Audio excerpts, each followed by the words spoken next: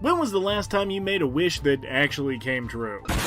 Have you ever needed a friend so bad you just rubbed one out? Oh, nope, yeah, I heard it as soon as I said it. Anyway, congratulations! You might be a genie warlock. But what is a genie warlock? Well, close your eyes, think real hard, and let's make a little magic. So everyone knows about genies, right? If you seem lost or have no clue what I'm talking about, there's plenty of great movies that can... No! Not that one. That one doesn't exist. But in short, genies are powerful magical beings often portrayed as being trapped inside of an object. This could be a jar, or a lamp, or that weird bottle your dad keeps above the fridge for when you've been especially annoying. And a genie is best known for granting wishes. However, because a genie isn't usually keen on the notion of being trapped and enslaved inside of a can of beans, their wishes may either be overly literal or purposefully twisted to mess with you. So, that's genies. But how does the D&D version compare? Well, it's pretty close, actually. Just take all of that and add some avatar rules and we're good. But unlike an ancient demon or a possessed Glock, your patron is not only an all-powerful cosmic being, but also makes a game out of warping your deepest desires. Sounds like a good deal, right? Damn good deal. But first, have you ever made a mistake so big you'd desperately like to go back and change it? Have you ever wondered what happens when the flow of time hits a brick wall?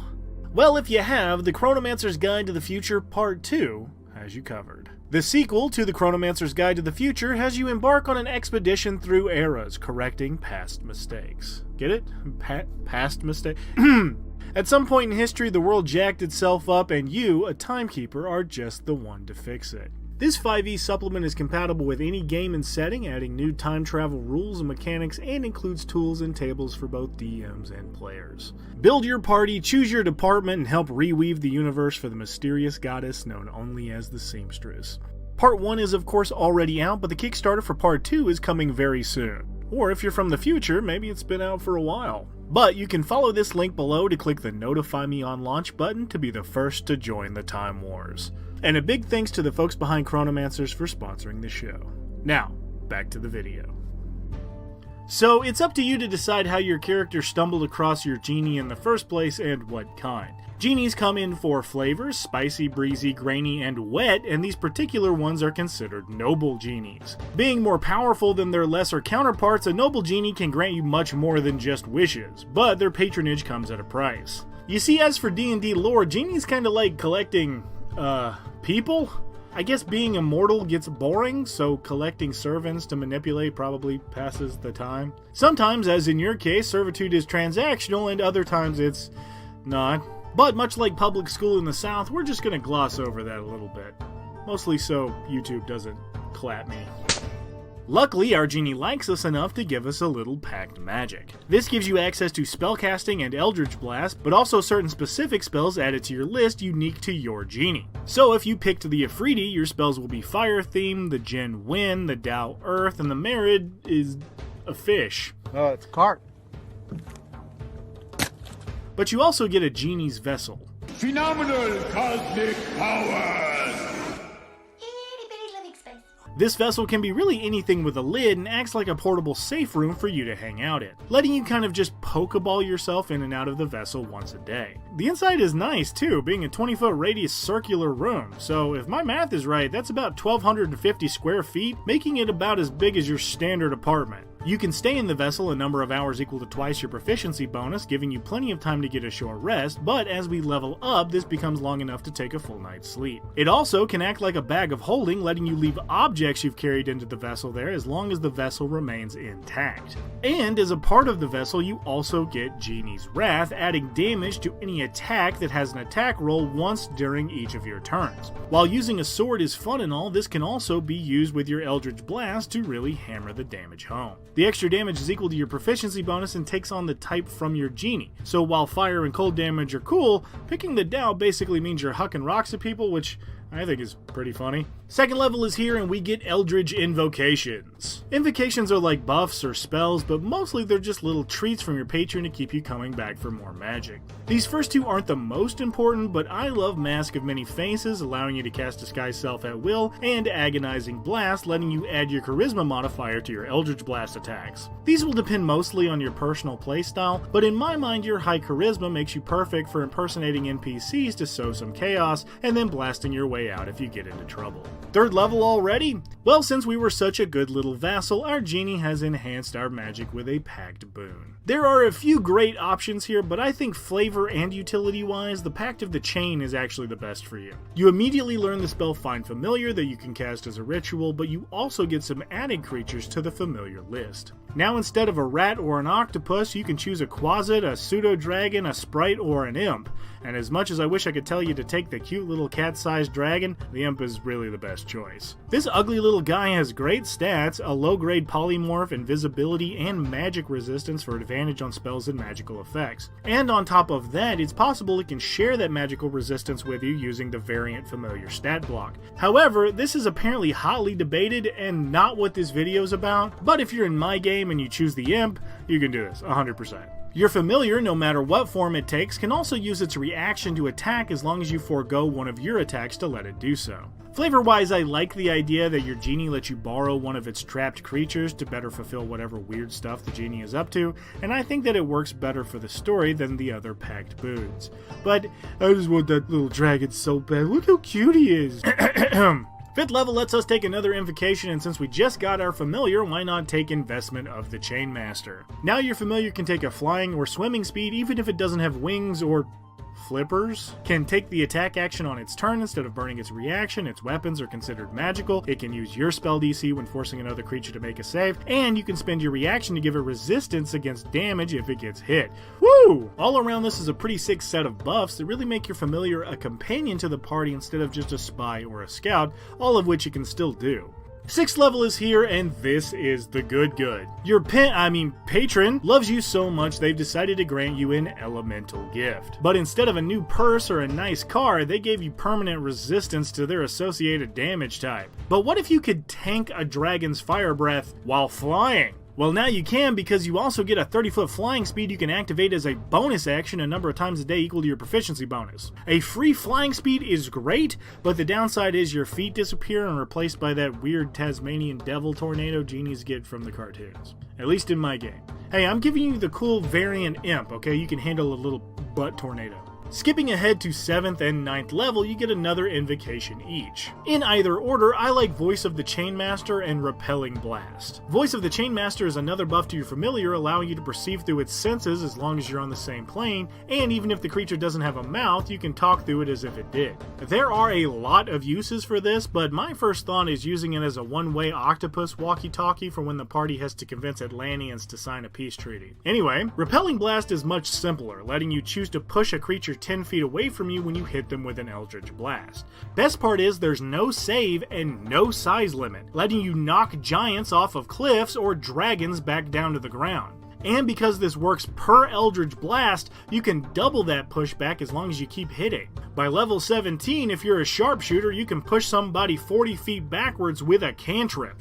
That's pretty damn strong. 10th level is where our little lamp gets a much needed buff. Now we can let our friends join us in our genie's vessel to get in on the fun. I call it a party in a bottle. Everyone who hangs out in the bottle for 10 minutes gains the benefits of a short rest, and if they spend hit die, they can add your proficiency dice to their HP. But if someone is being a party pooper, you can also just eject them as a bonus action. The obvious buffs here are fantastic, being able to get in a short rest in 10 minutes, letting you regain your warlock slots, but there is also a ton of devious stuff you can do with this. Combining your Mask of Many Faces with the suggestion spell could help you lure an unsuspecting enemy into your bottle while your familiar flies a few hours over the ocean and just... 11th level gets us a Mystic Arcanum, which is a really fancy way of saying spells. I really haven't gone over many spells in this breakdown, mostly because I think the variation of different genies make the playstyles different enough that it would take all day for me to break down every spell for every build. However, this level gets us access to Investiture of Flame, Ice, Stone, or Wind, and I honestly think these are just too fitting to pass up. Flavor-wise, these are obvious choices, but they're also just good spells giving you elemental buffs to wreck during battle. Plus, I mean, wouldn't it make your sugar genie just so happy to see you repping their colors out there in the midst of battle? I mean, they might be so happy they'd give us another invocation. Well, hey, would you looky there? 12th level gets us another invocation. And while your choices here are pretty huge, I'm kind of digging Ghostly Gaze. Basically, you can activate Batman Vision as an action to see through solid objects to a range of 30 feet as long as you're concentrating for a minute. The obvious uses here are infiltration or checking luggage at the TSA, but you can combine this ability with your familiar to send in your invisible imp scout and use your gaze to look for enemies, treasure, or secret passages. 13th level gets us a 7th level Mystic Arcanum like Force Cage or Plane Shift, but I'm not talking about spells you can't make me, because 14th level gets us Limited Wish. Finally, we've worked hard enough for our genie to give us a little bit of that sweet wish magic with a few stipulations. Basically, you can whisper into your magic pickle jar and ask your genie to cast any spell from any list of 6th level or lower. I mean, bruh, the options here are endless, from simple stuff like Wall of Force to making the dragon do the nay-nay. This is an incredible buff with one drawback. Unfortunately, the recharge time on this ability is 1d4 days, making it less reliable for every encounter, so just be cautious when you use this ability, as you'd much rather have it and not need it than need it and not have it. 15th level gets us 8th level spells. Stop it, I'm not doing it, because we already have another invocation with the Chains of Kasiri. This allows you to cast Hold Monster at will, as long as the creatures targeted are Celestials, Fiends, or Elementals. If they pass the save, you can't keep spamming them with it, but if you ever try visiting your patron in their home plane, this will save your bacon against the armies of elementals wanting to eat you?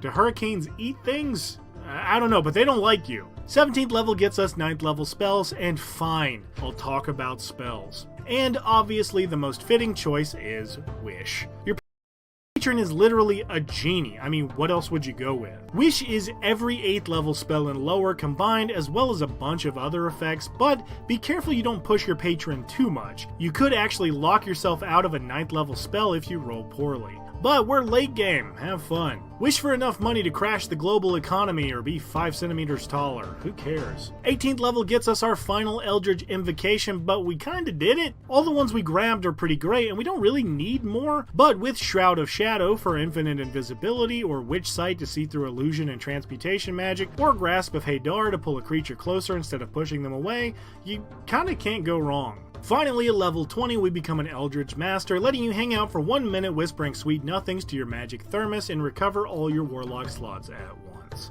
As far as level 20 capstones goes, this is pretty fantastic. And all it took was your everlasting soul. But hey, you do have Wish. Does that mean we can wish ourselves free of the genie's power and still keep all the magic? Well, anyway, does the Genie Warlock fulfill our grandest desires? Absolutely. This subclass is what I imagine the Warlock should have been the entire time. While the Hexblade feels like a more martial version, this plays more like a caster blaster who specializes in locking down opponent positions. The Warlock itself doesn't get that many spells to begin with, so being able to enhance your other abilities enough to feel useful and unique is not something to take lightly. On top of that, the creative combinations between your Vessel and Familiar can result in some devastating strategies in and out of combat. Flavor-wise, this one also makes the most sense to me. I mean, wouldn't you rather take an offer from this guy over this terrifying mess? But if you're okay with an extremely mobile home, don't mind kissing your patron's lack of ass, and have an interesting technique when it comes to making new friends, guess what? You might be a Genie Warlock. Hey guys, big thanks for making it this far and watching the video. If you like this one, make sure to share it, especially if you know somebody who's playing this subclass. More subs are coming up on the poll very soon, so check that out, and until next time, have a good one, and I'll see you soon.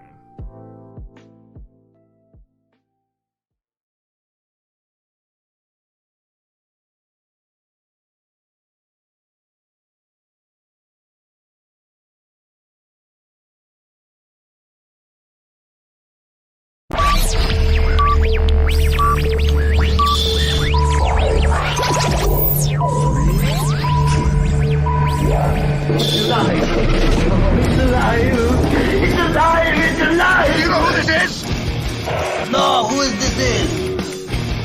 Toto? I have a feeling we're not in Kansas anymore. Where we're going, we don't need roads.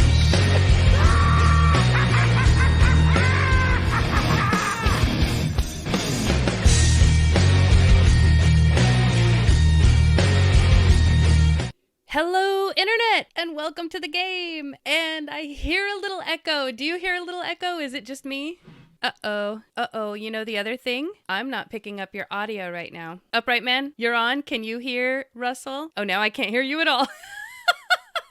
Oh, no.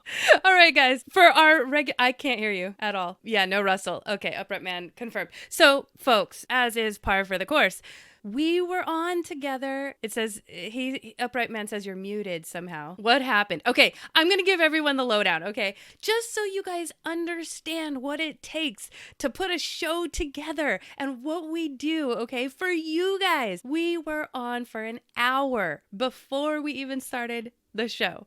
And we did all the things to figure out all the issues we've had in the recent weeks. We had, Russell dropping a lot, so we fixed that. But then we're having audio issues. And then we spent an hour today before the show fixing the audio issues and doing test recordings and all the things. And we got it super perfect. And I said, see, look, he can hear me, so he knows what's going on. We had it perfect. And then I said, okay, are we ready to go live? And he said, yep. And I hit the go live button, and literally in that second, Russell's internet just went out. Just his entire internet, not just his feed or anything like that, all his internet. Now we have a pre-show reel. So for anybody who's watching right now, you guys know we have a pre-show reel with music and fun stuff.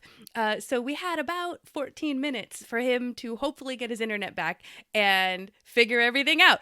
Oh, I'm glad this is hilarious. I hope you guys are enjoying this because our regulars should know. It's like we're just cursed. I think we're cursed. We're really, really doing our best to improve everything that goes on with this show. But the world, the universe, I don't know what it is. I even thanked baby Jesus earlier. I don't know what's going on, folks. His internet went out and then his internet came back, right? We had 1 minute before our cameras were going to be live and he hopped on and I went, yay! And silently, because, we're live and waiting for the reel to go through, we're silently going yay, this is great. And now we don't have his sound. Baby Jesus fucked us, according to Russell. You can just do the whole show through the chat. You want to do that? Oh my goodness, folks. Okay, well, now that the comedy show is over, I will just continue doing what I'm doing. I'm trying to see if there's anything I can do to help Russell's sound. What happened, Russell? Because we had your sound for a second. I think it just we weren't hearing you, but now we're not hearing you at all. Okay, so your Zoom mute is off. That would be a good question, Upright Man. If you can hear him, let me know since you are on live. I can hear you, but I hear myself echoing and I don't know if everyone else can. Folks, we literally try to give you our best. We'll just talk. And hopefully we have Upright Man to give us live feedback if we're shit. I don't know what to do, folks. Rebooting universe in 3, 2, everybody sit back. We only have 2 live viewers right now. But for those of you who are live with us, we're going to restart the stream real quick. When we do that, whatever link you are on right now will not work. So you need to go back to Dungeon Studios Facebook page and find the new live show. So that's what we're going to do. All right? We are rebooting the universe in 3, 2, 1. We'll see you in a second. All personnel report to the nearest tornado shelter. Okay, I think we're live, folks, again. Oh. Everybody come find us. Yeah. We did a quick test recording, too, so y'all should be able to hear us just fine. I really hope so. Okay, we need to get going on show stuff. I just, let's hope that people join us again. It's hard to know unless I have somebody who's watching us who can tell us that we're on. But you know what? Maybe we just go do the things. Go. Okay, so let's talk about it, folks, because it's almost 7:30 now. Oh, Thank nice. you. Oh, yay, okay, finally. 30 minutes in, and we need to get to the show topic, guys. Okay, talking about playing online. I think that playing online is probably the majority now, right? Do you think so? so, as far as it versus playing in person? I think it is, because it kind of has to be right now, because after COVID and what have you, and you've got a lot of people playing online in groups across continents and across countries. And Right. so that's where the majority of people are. It's much easier to connect with people non-locally for Dungeons and Dragons, Right. and role-playing games generally. So yeah, I think it probably is. Doesn't necessarily mean it's the best way, but it's a good way. I mean, Right. depending on your sensibilities. Yeah, what do you Exactly. think? That's what I was going to talk about. I mean, there's so many things to consider when we're talking about playing online. Which, by the way, folks, real quick, before we get too into the topic, I know I said I wanted to get to the topic. I forgot to mention, if you're new to the show, which we've only got 2 viewers at the moment, but hopefully you guys start rolling in. Okay, we are a She means tabletop. 200 viewers if you're watching this in Add 2 retrospect. zeros after that. We 1,000. are a tabletop talk show. We talk about everything from session zeros to campaign heroes, and tonight we're talking about online gaming and how to and all the things you need to know, right? Okay, now we can get back to the topic. I had to get that off my chest. Okay. All right. So, What a morning. yeah. It's morning for me. It's That's right. 2:30 It's night in the for me. afternoon. Yeah. All right. Okay. All right. Sorry about that. So, things you want to consider. Here's things I think that you would want to consider if you're going to DM online, right? Technical setup, okay? Obviously, this is a good night to talk about technical setup. We spent, like I said, about an hour and squared everything away. And even then, technology decided to screw with us. So, especially if you're going to stream your game, I mean, not just play online, but there's a lot of people who stream their game. You're going to want to double, triple, quadruple check your audio, your video, make sure all your players have what they need so that they all sound good and it's not just like one person who sounds crappy. Upright Man says, I'm an ex-IT admin. I have a little bit of IT experience, but definitely not Upright in Man, this would you realm. like to join our team as a technical operator? Maybe he should. Oh my gosh, I bet you if he had his hands all over this, it would probably work so much better than whatever we're doing. So yeah, just make sure all your players and you have all the technology that you need at your fingertips. If you're going to use some kind of online platform, VTT, make sure you're familiar with it and that your players are familiar with it. What do you use, Russell? You're an online DM. Well, Do you use any of the VTTs?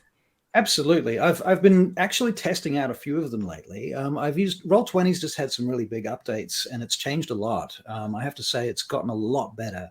I didn't really like Roll20 when I first started with it. It was a bit too complicated, and part of the fact was it's designed to run a whole bunch of different games. So you can create character sheets in different versions of D&D and Pathfinder and Vampire the Masquerade and 100 other role-playing games, and it runs all of those because it just sort of somebody builds a character sheet for it and then it works. Right. And it's always been okay. It's always been kind of the standard thing that most people have used because it's been the lowest cost kind of thing, and it's pretty much free unless you buy books on it, which you need to do if you're going to play D&D.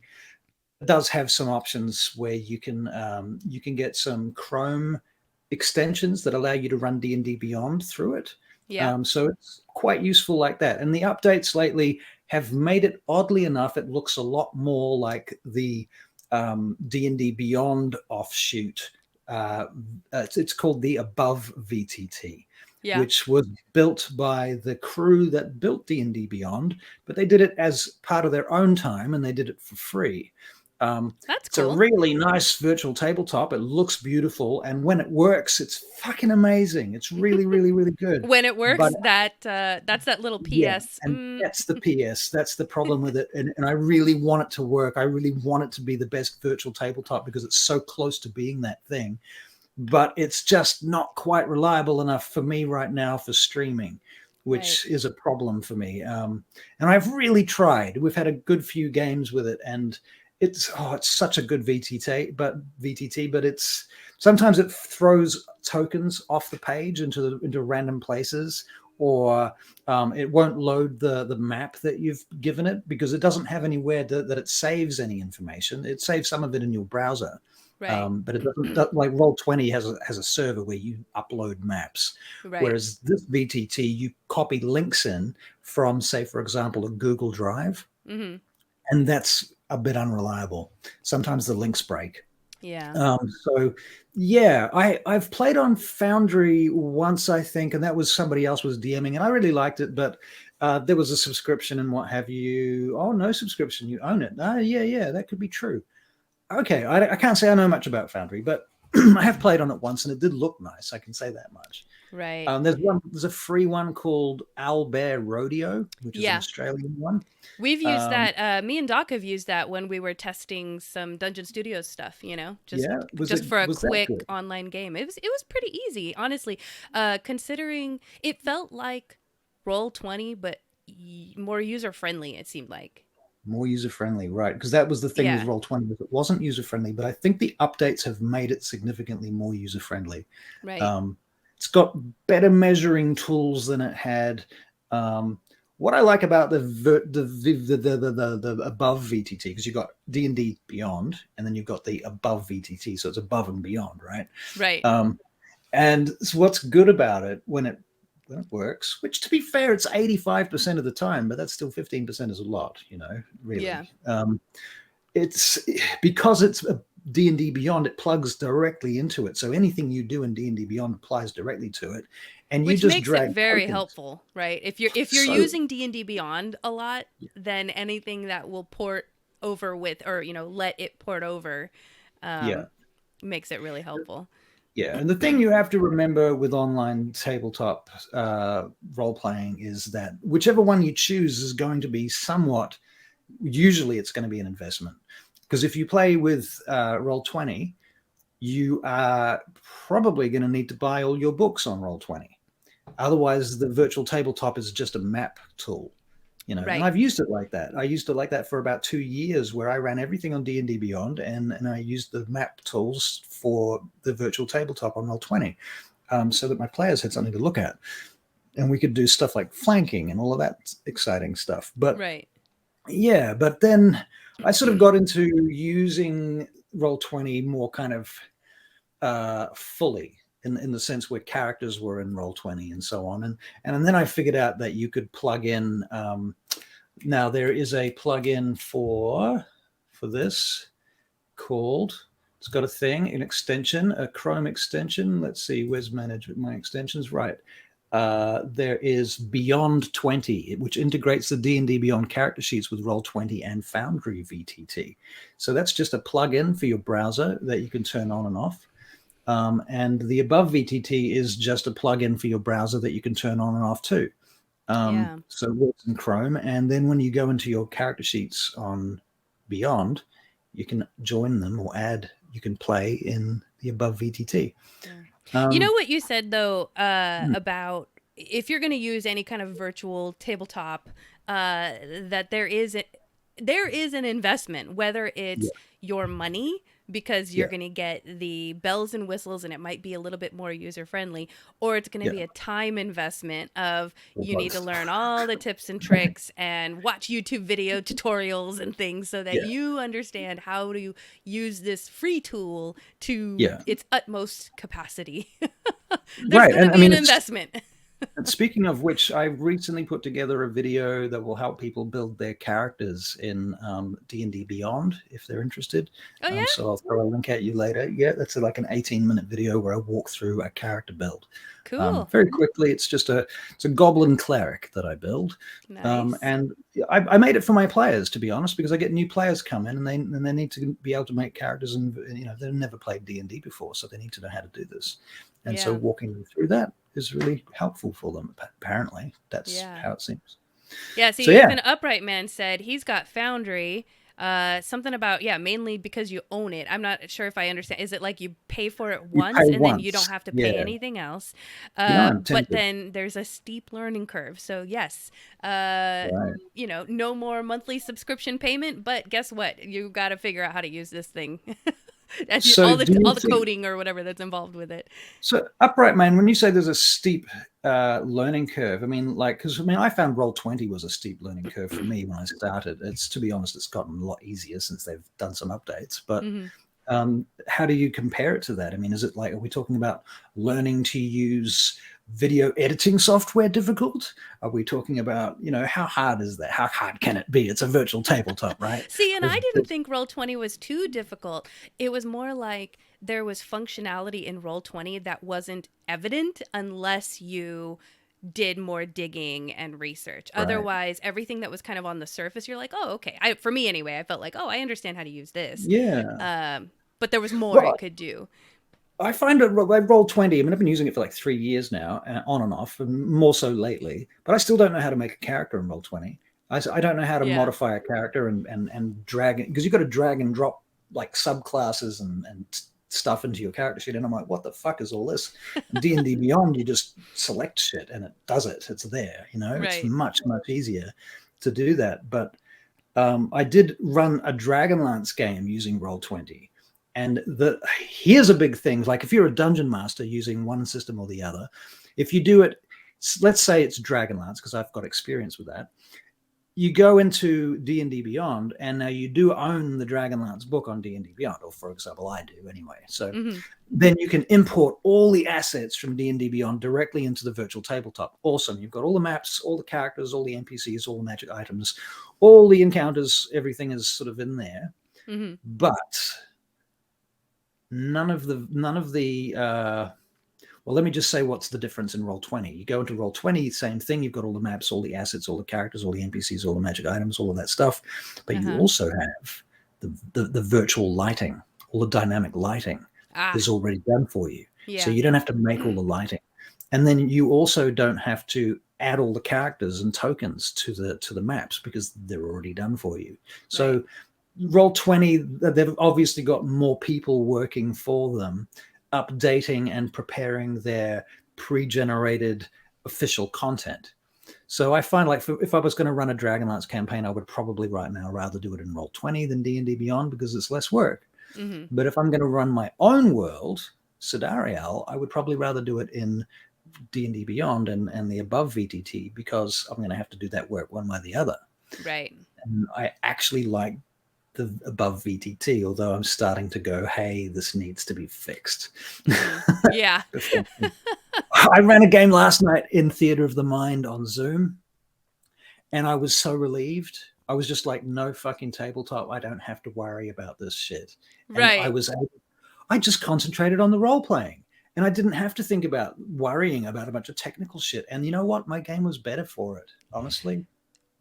So Upright Man is in our chat right now, and I had a little quote that he gave us in our Discord when I started the discussion in our Discord, because I wanted to get people's feedback, and I was going to save it for after the break, but I'm going to tell you now. He said, because I thought this was a very good point, VTTs focus too much on battle maps and effects, which draw focus towards the screen and away from the imagination. And that is very true. I mean, we've talked about it already with, we know that D&D Beyond is going to start moving towards, the VTT and all that stuff. And I think at this point, it's really going to feel like a bunch of folks getting together and playing an online video game together with some role playing in between. But really, you're going to be... And look, I mean, you can do that in World of Warcraft right now. Right. Here's the thing, is I'm the first to admit, I love eye candy, especially in video games. That's why I love Final Fantasy so much, because it is just beautiful.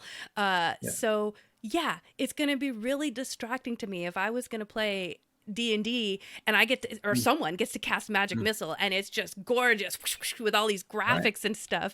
And it'll take away a little bit from maybe how my character would react in the moment to something like this when I'm going ooh like fireworks, So and sort of generic. The assets that they provide are going to be a little bit generic in a way. You've got certain artists that are going to build those things, and they have to fit within the megabyte sort of sizes that they can. Are we in the infancy? Are we like in the 8-bit graphics generation of D&D right now? A little bit. But the thing is, it totally influences how people see things in the game. It's Right. like if I describe to you a room or a temple with, there's a fountain over there, there's trees over there. Well, every player sees the fountain differently. And Yeah. because of their separate interpretations to those things, they branch out into slightly different experiences of those things. And as we collaborate and the details become relevant, those things get locked further and further down into more and more relevant details and specifics, right? But when there's a map there, all the specifics are laid out, and there's no improvisation and there's no collaboration at that point. If we're playing on a tabletop, you can say, I want to move from here to here so that I have advantage on my next attack because I'm flanking. Whereas if we're playing in Theater of the Mind, you might say, can I move to a flanking position? And it's just a yes or no answer. And the DM can say yes and. Yeah. So here's the thing. Okay, I'm going to play devil's advocate here because I know we're kind of like, for anybody who's joining, it sounds like we're bashing on VTTs, which is not necessarily the case. No. Because I can see the other side of this. So, for example, the game that I play in, now, not to bash on my DM. He's a wonderful DM, but the particular place that we were in at the moment, whatever visual description he was giving us, I could not fathom it. It was like we were on the inside of a time castle that had like 5 different towers, and one was in the middle, but it was floating. So there was a lot of like vertical things and descriptions, but then also like the spatial. And I was having such a hard time understanding where everything was. And then he even drew it out on like a little whiteboard. And even then, I was having a really hard time. So for people like me in that particular situation, if there was an actual visual that we all could understand and see at the same time, I can see how that can be helpful. Yeah. That being said, I still feel like DMs, it's a skill to learn how to describe the setting that your people are in, and you're not going to build that skill unless you use it. And you only need a map when you need a map. Right. If you don't need a map, you don't use the map. That's the thing. At least that's my opinion anyway. If you come in with a map, you've already given them the map. That's it. It's over. But if you come in and you fight as hard as possible to not have to use that map until the point where it's absolutely necessary to draw a map. That's when you need a map. Right. When players can't figure it out, when it starts getting murky, when it gets too vague, or if it's getting close to getting too vague, I always ask my players, do I need to draw a map of this? And oftentimes they're like, no, we can do this in Theater of the Mind. They don't mind. They don't have a problem playing Theater of the Mind if they can. It's more cinematic. You can do stuff in Theater of the Mind you can't do on a map. And it turns it into a board game. I think I just have to be the devil's advocate for here, because I agree with you, but I think what I'm seeing, again, I go back to generational gaming, is I think because we were forced to use Theater of the Mind back in the day, we're all about it. People nowadays, they have options, and they either don't know how cool Theater of the Mind can be, or maybe they don't have the experience to really get into that. I don't know. I'm just gonna we should do a session on Theater of the Mind, because there's a lot there.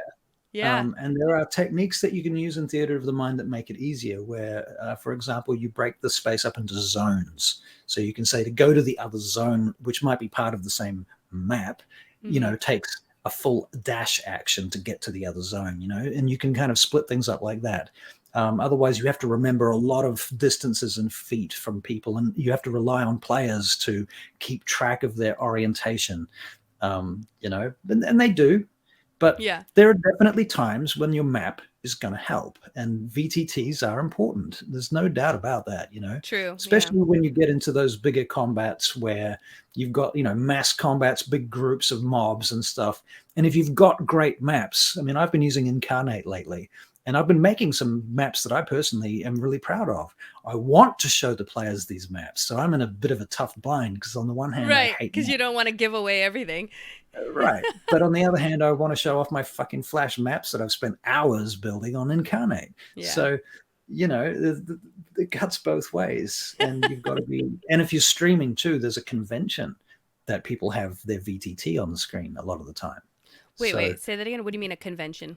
Well, if you watch a lot of D&D games streamed on Twitch, for example, you'll see that most of them have their virtual tabletop as a window I see. on the screen. Okay. You know, more or less effectively at different times depending on the stream, but you know, having that available is important, I think. Yeah. You know, for streamers. So let's get back to real quick. Anything else that DMs should consider if you're going to play online, right? Versus in person, which I believe, like I said, is the majority. We already talked about the technical setup. Decide on what kind of VTT you're going to use, if you're going to use music. Things like music that you can throw in there. You can have all your handouts prepared and just dump them in there very easily and quickly. You can make them up on the fly. If you're playing online, you can have. I mean, you can have a laptop at a location, right, or a computer, and you can have a printer even if you want to print handouts, which is fine too. Awesome, you do it all beforehand. There's an idea. But if you're like me, a lot of the time you're making shit up as the game goes by because the players are doing stuff and changing the. You know, I run a very open sandboxy kind of game, so I can't prepare every fucking thing. So let me just ask real quick, because you said, you know, you print everything. Are you saying you print it? You're playing online, but you print it, and then what? You show it kind of like this? No. I'm saying if you are not playing online, you would print it. Yeah. You would print it. Yeah. Right. If you are playing online, you would create a PDF or something like that, and or a picture that you can. D&D, what is it? Roll20 has a thing where you can add handouts and you can show them to the players. Oh yeah. And I haven't used Roll20 in a while. Is that what you said? Roll20? Yeah. Yeah, Roll20 does that. I don't know if D&D Above does that. It might actually. I have no idea. Yeah, I'm sure it's got to, because like you said, handouts, how do you do handouts digitally other than there has to be a way for you to show them a picture through whatever online. Literally, you can send PDFs by email if you really have to. That's true. You could do that. Scenario. You can dump things into your virtual chat. I mean, with Roll20, what I don't use is their video and audio. And I don't think anybody does, you know. It's pretty crappy in Roll20. It's supposed to have gotten better, but I've heard it's rubbish. I've never actually used it because nobody's ever wanted to use it. So I always use Zoom. Most people use Discord. So, you know, Discord's got some rolly body things for rolling dice in it, and they also have things to connect to D&D Beyond if you wanted to do that. So, okay, boy, you went through a real quick list, so I wanted to touch on a few things. Okay, you talked about... No, that's okay. Music. Okay, so we already talked about technical setup, VTTs, make sure you got a reliable connection, everybody can hear each other and see each other. Now, this is all... right now, I'm talking about if everyone's online. We'll talk later about if you've got like some people online and some people in person, which is what I tend to deal with a lot. But yeah, make sure everybody can hear each other. Background noise and interruptions, right? Especially for your players, right? Because as the DM, you're probably going to be focused. You're going to be focused. You're not going to be sidetracked. The players, on the other hand, if you're playing online, they have technology at their fingertips. They have their, if they're on their phone, they could be playing a game on their phone while supposedly looking at their player character sheet. So, you know, talk to them about, you know, not being distracted. And if you're going to be online, like maybe you're choosing a time when everybody's kids are in bed, so you don't have to deal with, you know, the Tourette syndrome of like, get that thing out of your mouth, don't eat on the floor, you know, like whatever happens, like you don't have to deal with that. Well, that's right. I have a player who he's disabled and he lives in a house with his wife who's also disabled, and there's often nurses and people doing stuff behind him and making noises and stuff. And, you know, and I've known this guy for 30 years, so I go out of my way to accommodate all of the various issues to do with that. But the sound effects in the background, honestly, sometimes you just want to fucking wring their necks. But and we're streaming so often, you know, and it's like that's really kind of killing the tone of the stream right now. Especially if you're heavy into role play and you hear somebody in the background just saying something like, don't throw hot dogs. You can hear the television going in the background somewhere. You know, that's you do want to consider the other players in that respect. And some people have more or less control over that, and you can't blame them for it. This is true. So, I Yeah, mean, I mean, it really depends on the family dynamic, the yeah, space that they have available to them. Like yeah, I have a living player situation. who they don't have a quiet space in their house. All the bedrooms are Yeah, taken up by kids yeah, that they have and their family, and like so he has to wait until the kids go to bed, or else there right, is no quiet place. right. So Upright Man mentioned also about cameras here. Some people are shy and they don't want their faces up. So and I often find there are players who put up either their picture on uh-huh. Zoom, like a photograph or an AI generated character or painting somebody's painted for them. Or sometimes, if they're really super advanced tech people, they get like an animated avatar that goes over their face. So, Oh, so that they'll move around and do expressions and the avatar will copy them, which is quite cool. yeah. But as Upright Man does continue to say, this old GM wants to read faces. Same here. I'm all about the acting and the communication, the rapport between players. Right. Having them seeing each other and even body language is a thing. Yeah. Um, Though, it's funny that you mentioned that because we did have a conversation in the Discord, and I found this really interesting because I also have a player who's kind of like very, I don't want to say antisocial. She kind of like just a little on the anxious side and doesn't really like any attention on her. But funny right, enough, she's actually one of the ones that really gets into the role playing because then she can be someone else, and I think she's a little more right, comfortable. However, right, if we end up having to play online for some reason, that she's the first to make sure her camera is off. Absolutely hates it. Cannot get into role. She can't be her character right. if she thinks people Self-conscious. are Yeah. looking at her. Yeah. So for her, role playing is she can't do it unless the camera's off. So I have to allow that, and I trust her that she's not like doing anything on the side and not paying attention. Right. But yeah, I found that really interesting. There were a few people that commented like that like they can't deal with the Yeah. eye contact like that. Um, Right. Whereas for me, same. I'm like, I want to see the eye contact. I need your facial expressions so that I can react off of your reactions so that we're role playing off of each other, that kind of thing. So yeah, I guess that's one of those things you just got to talk to your players about and see where you guys can meet in the middle. If that's the Yeah. case, if that's an issue. And that is definitely an issue for some players, Yeah. being able to do that. And I like to give my players the option to either play in character in first person like an actor, or third person like a writer.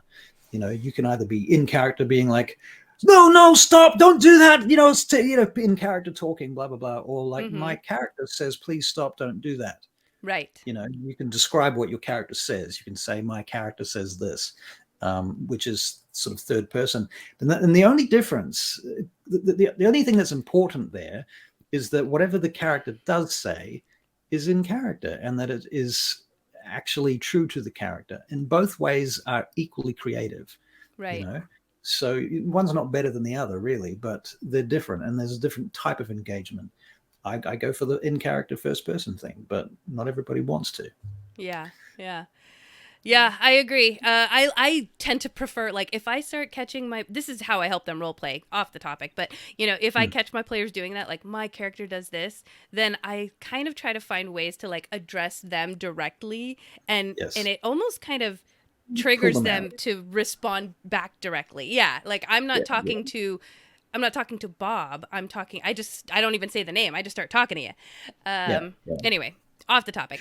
No, it's not entirely because Um, it's all contextual. But yeah, Right. Well, more to and I say guess about that's the online. thing is when you're playing online, I think you're right. It's kind of like it kind of puts down this filter that it does make it easier for people to say, well, my character Bob does this because Mm. there's the camera, the screen is in the way. Whereas I think I, when you're at the table, it's a little, I don't know, maybe that's just a personal thing, but I well, feel like it's I easier. made I made a video about acting for role playing actually, and part of the video I talk about how to use the screen and the camera as part of it's your frame, right? Hmm. You can use the camera in different ways. You can get close to it. You can be a giant talking down to the players, for example. There's Oh, that type of stuff. You can use the lens, use the camera as an effect. You can get low and look up. Oh my God, no, no, no! You can use angles on the camera. You can use the size of the frame.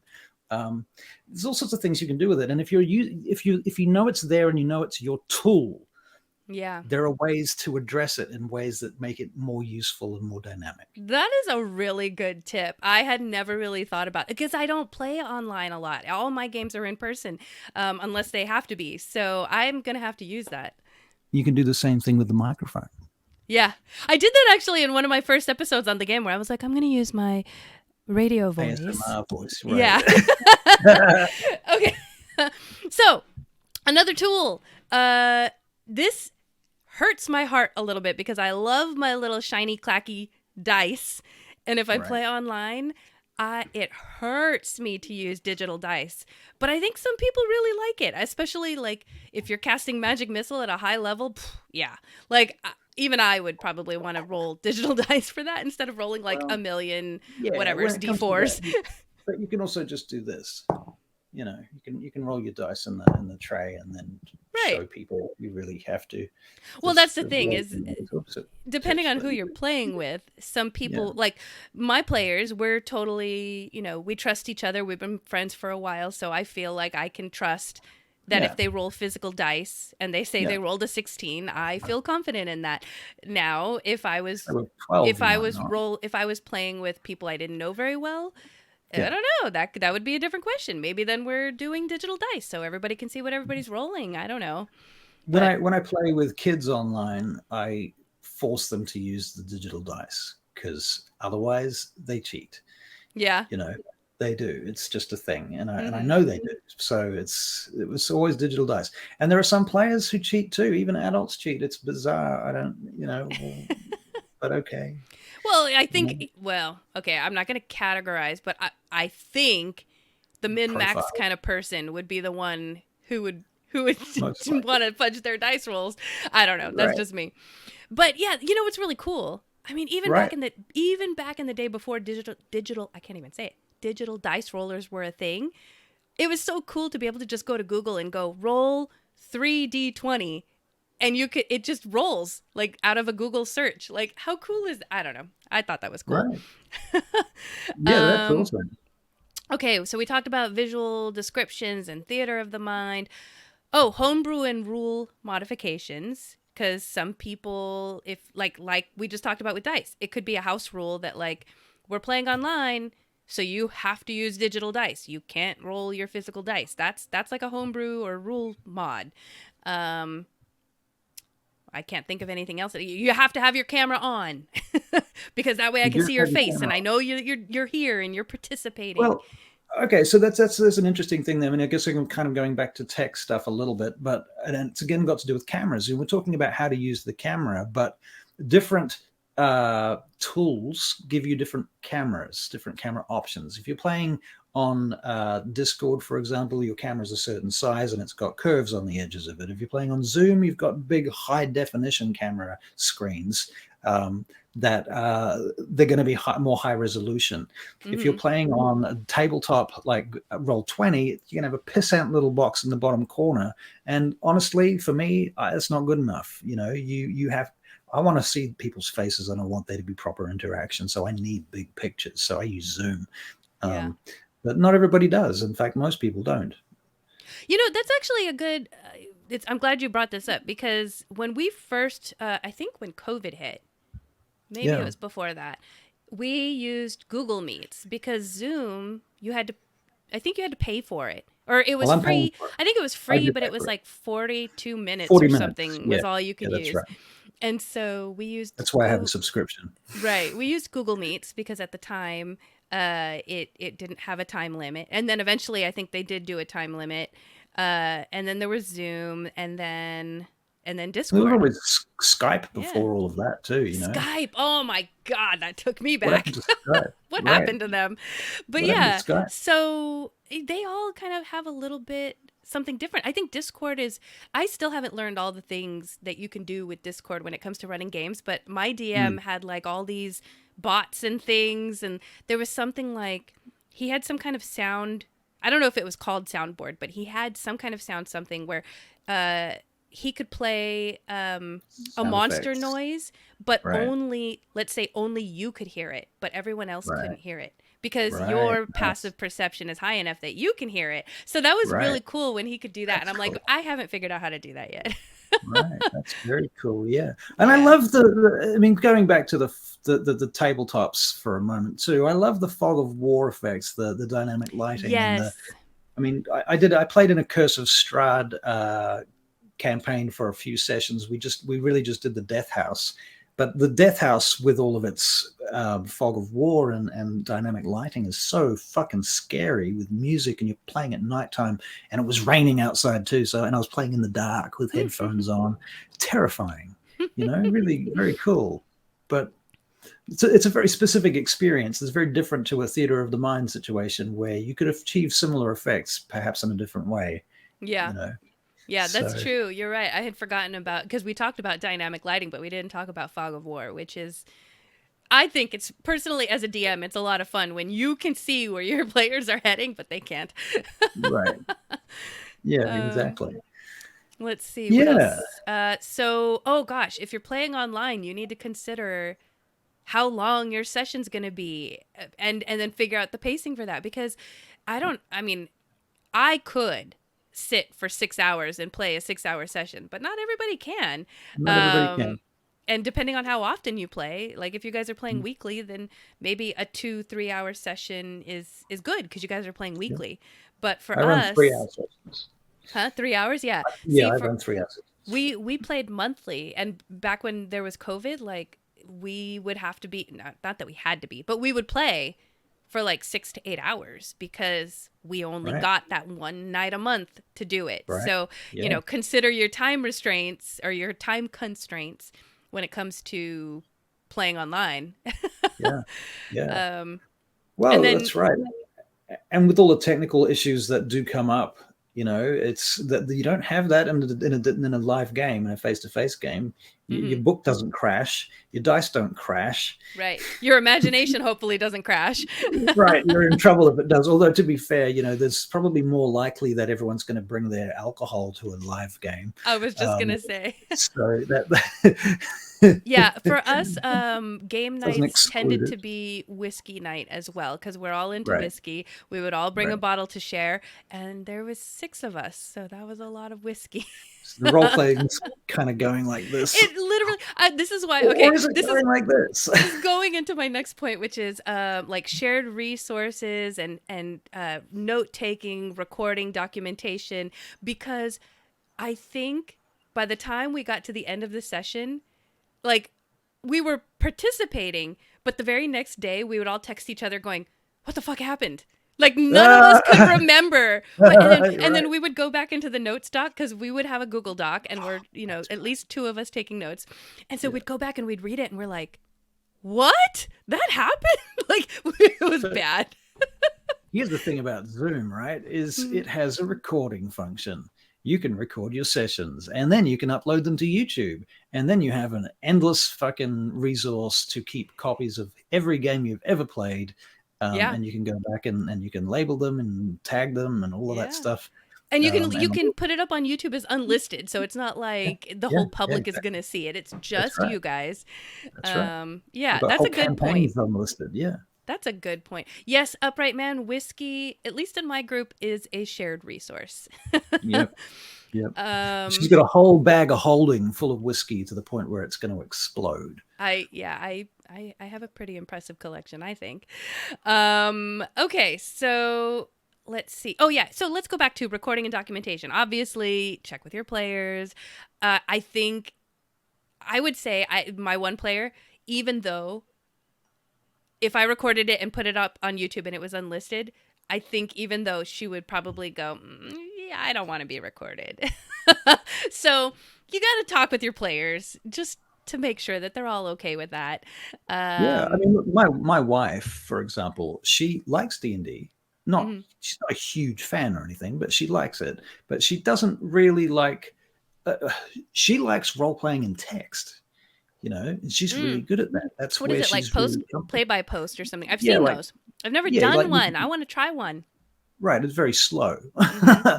But she's more into the sort of literary role playing where you're free form role playing with people and there are no rules, there's no mechanics, so to Right. speak. There are rules in so much as to, stay in character, and this is the canon, Hmm. and you have terms like in and out of character and stuff like that. But it's a different kind of thing, and it's in some ways it's a I don't want to say it's more of an art form because it's not necessarily. I think that any role playing can be an art form if you treat it that way, but it's certainly it's different, and it doesn't require the same kind of in your face role playing that puts you out there if you're a shy person. So that's also another way to go. Right. And it is online. Certainly there's a lot of it online. That's I'm glad you mentioned that because yeah, that was not in my notes for tonight, but Play by Post is an online form of playing D&D and I Right. don't have any information on it. So I feel like Right. maybe we need to do that as like a takeaway and look Right. into it more and maybe put it Right. in a segment. And old school play by post too, play by snail mail post. Yeah. Yeah. That's a hell of a slow game. It could take months to do a 5 minute or 1 minute combat. Right. Oh gosh.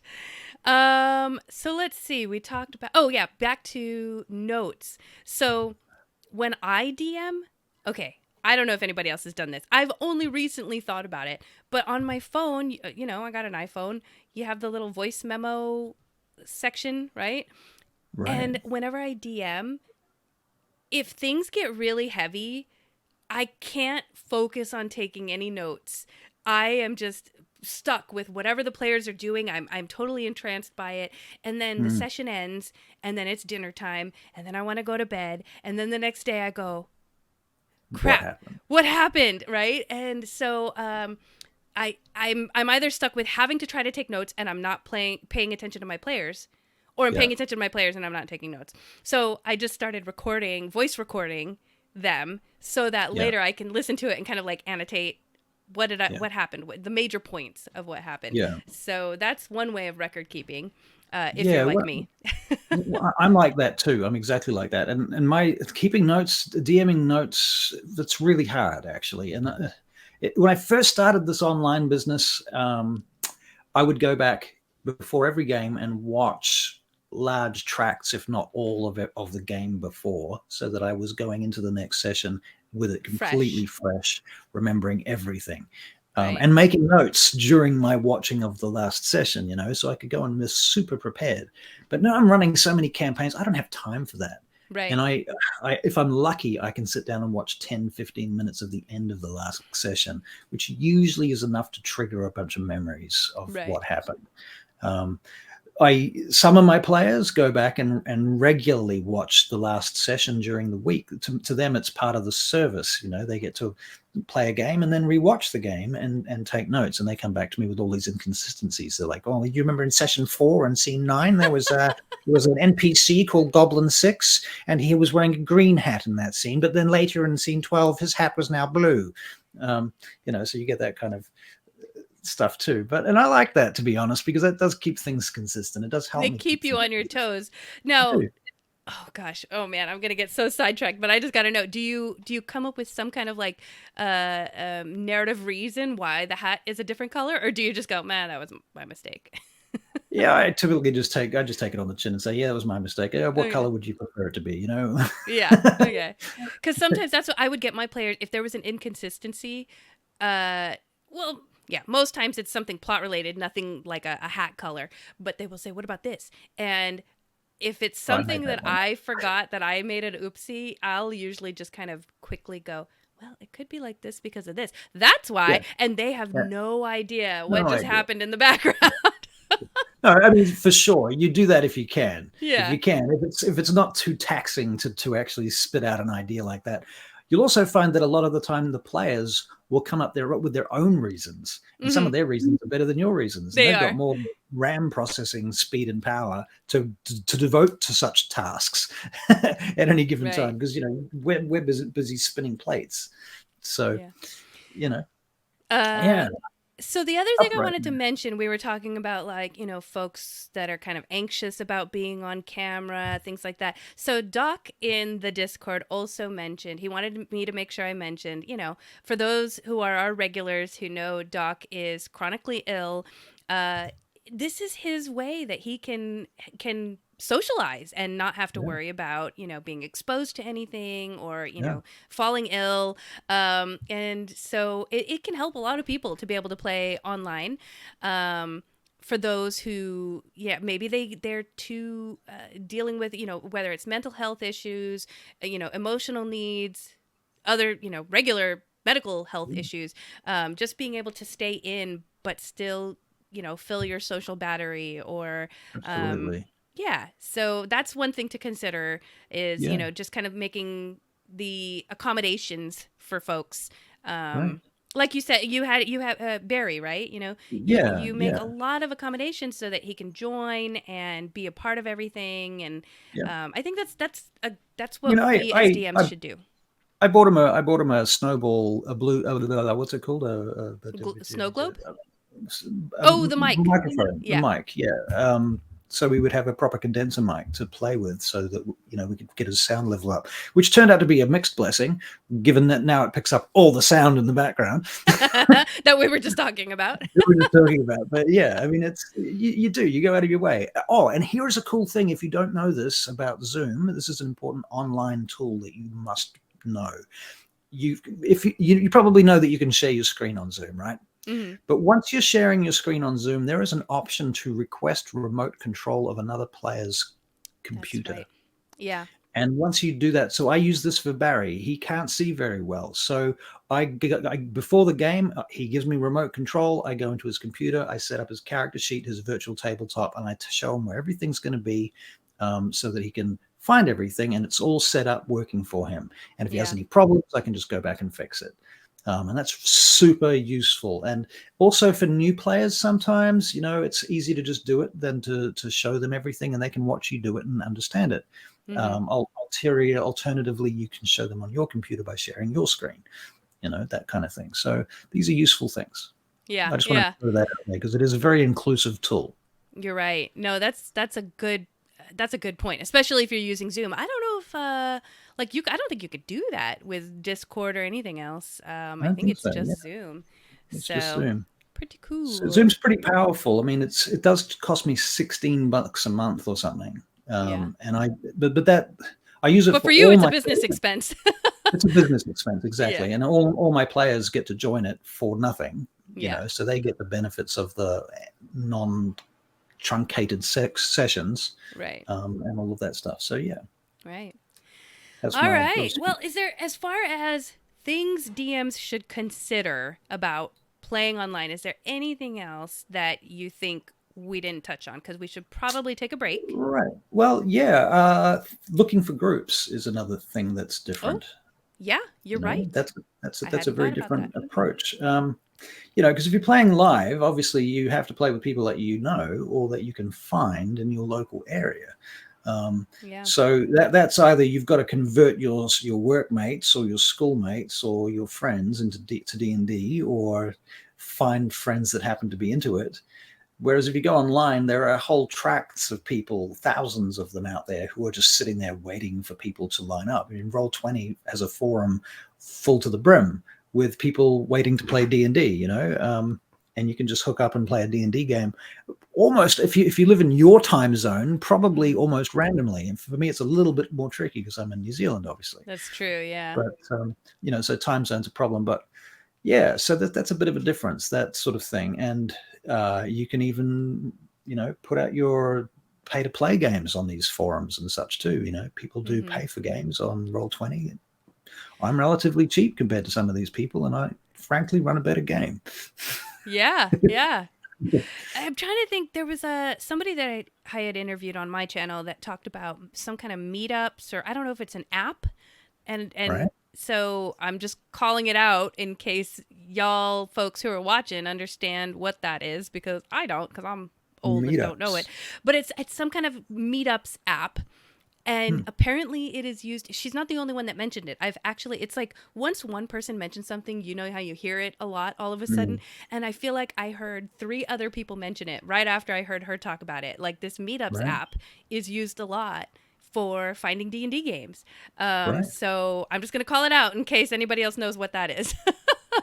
Right. All right. Great idea. I mean, and going counter against my own business interests, there's a website called startplayinggames.com where you can find professional DMs. I'm listed there. I haven't had a single job from them, to be honest, but hey, that's a thing. And questbook.nz is the company that I work for, which has about 15 DMs. So if you don't like me, you can hire one of them. And my website, which is rollstream.com, where you can find and hire me if you're so interested. That's true. You know? So there's stuff. But honestly, before you go looking to hire a DM, my suggestion is, first of all, check all your friends and family, then see whether or not you can DM, because that would be even better. And you want to hire someone like me as generally a last resort, unless you are specifically looking for an opportunity to play in a game where people are going to turn up. They're always going to be there. They're always going to take the game seriously. And the DM is always going to be prepared. Yeah. You know, that's what you get from a professional DM. And you may get some added bonuses like recorded sessions and streaming and stuff like that. So yeah, you can get internet famous on Russell's channel. Yeah, that's right. Maybe you get discovered. Sometimes we get 10 people watching us. Yeah. A whole 10? Yeah. Wow. Yeah, we're working on that. We've had up to like 80 people at one point. I'm not saying anything. We've got 5 live viewers right now, so right. Yeah. Right. All It's right. hard. Well, folks, okay. I know you've been waiting, but I'm going to tell you this is going to be a really good break, okay? We have South of Salem, which is pretty good music video. We also have our music parody by Arcane Anthem. We have some deception checks by Michael Riley. And new to our break, we have this comedy skit by God and Angel. So they are on Facebook, but they have way many more followers on their Instagram account and on TikTok. So it's at God_N, the letter N, _Angel. And that's on both platforms, Instagram and TikTok. God and Angel. It's a really funny comedy skit, so you guys check that out. And then we always have our bad lip reading. So once we get through all that stuff in the break, we're going to come back. We're going to continue talking about online D&D. I want to talk briefly about what to do when you have what I call a split party, which is some people in person, some people online, because that will look a little bit different than if everyone's playing online. And we can talk a little bit more specifically about tools and resources. So hang in there until after the break. By the way, Upright Man, he was one of the 10 that was watching your stream. I saw that. So Thank you, good. Upright Man. Thank you, Upright love Man. it. Did you see the interview we did with Matthew Perkins the other day? That was an interesting interview. He's got 20,000 YouTube followers, so Nice. that's pretty cool. Yeah, we might be having him on the game too, incidentally. Yeah, I'm really looking forward to that. So give him a hi and a shout out from me.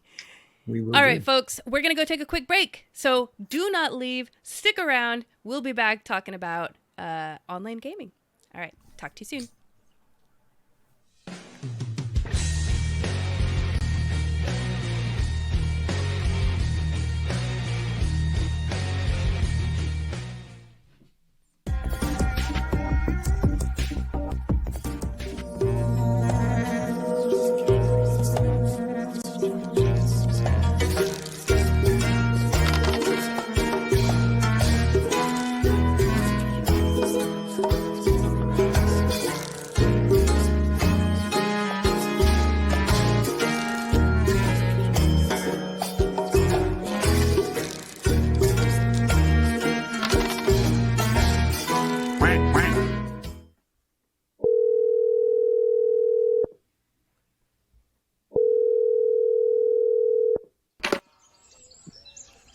Hello? Hi, my name's Jesse Finkler, and I'm calling about the horse. Yeah. Yeah, now recently we had to put old Cooter Pooter down. God damn shame. Anywho, we're looking to get up north next month and put a hurting on old Jeremiah and them dang Amish at buggy races.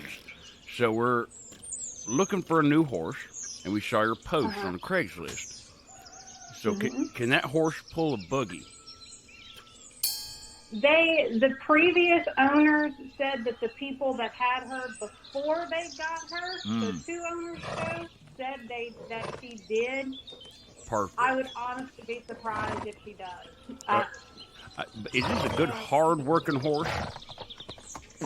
She will. Now, she does not know a lot. She's green. Oh, that's fine. I could teach horses. Yeah, I could teach them how to run and jump.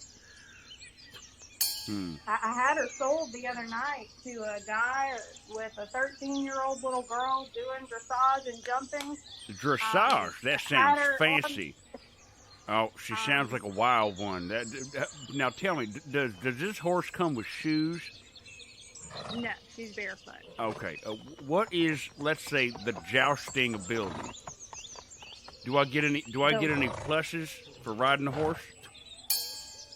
I mean, she will ride for sure. Yeah. Well, hot dang. I would like to paint the number 2 on the side of her.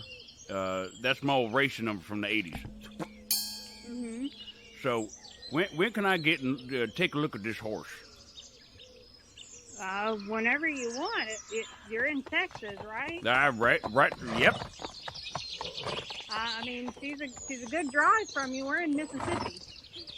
Well, the good news is I have another horse. He's very fast, and I can get there in a hop, skip, and a jump. I appreciate your time. You have a fantastic evening. You too. All right, bye-bye. Hello there, adventurer. I see your interest in the vast wealth of knowledge I've acquired and stored over the years. That's fantastic. Come in, out of the sand and the sun. Take a look around. It's not every day such an interesting and willing group of guests stumble upon my library. Feel free to explore. It's been years since the last group came through here, and they looked much less promising than you. I'm sure you'll find all sorts of interesting things, if you know where to look.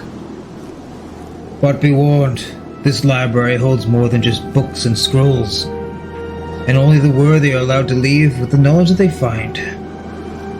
So I suppose the real question is, do you have what it takes to impress me? Explore Leto's library and more from the world of Eneron when you back the Dungeon Studios Kickstarter. Sign up for our mailing list to be sure that you're not going to miss any of our upcoming content. Why are you always making me climb in the smallest of places? Well, Jerry, this is the best way to get to the podcast that we need to steal this week. It's always like we do every week on Mondays.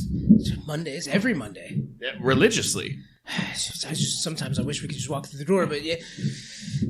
Every Monday on where do they find it? On Spotify, Apple, anywhere that you can find podcasts. That's Sorry, where we are. I get so hot in these vents. I think they have the heater on. Wait, Jeremy, don't move. Oh, wait. Michael and Jeremy steal your podcast every Monday, wherever you get your podcasts and stuff. We're going to take your podcast and we're going to do it better, faster, stronger, hornier. Yes. In an hour. Or more. Sometimes.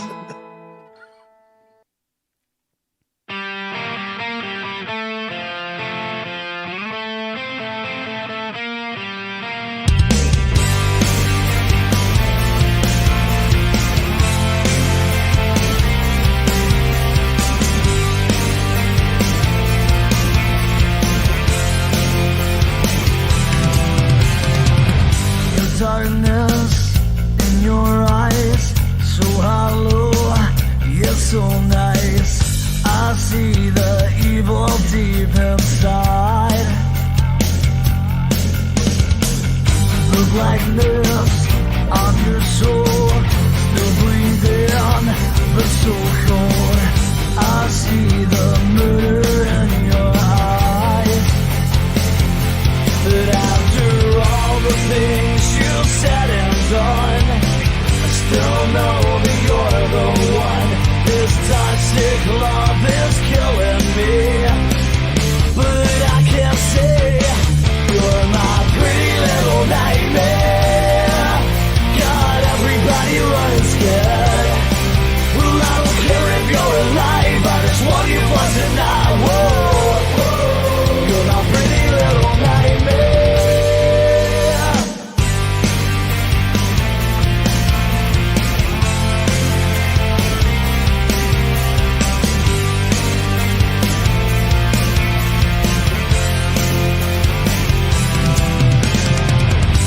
tightness in your heart made you tear mine apart. I see the devil in your eyes. The lying, deceiving, the horror, the screaming. I know I'm not getting out alive. But after all the things you said and done, I still know that you're the one. This toxic love is killing me. But I can't say you're my pretty little nightmare. Got everybody running scared. Well, I don't care if you're alive, I just want you for tonight. Whoa, you're my pretty little nightmare.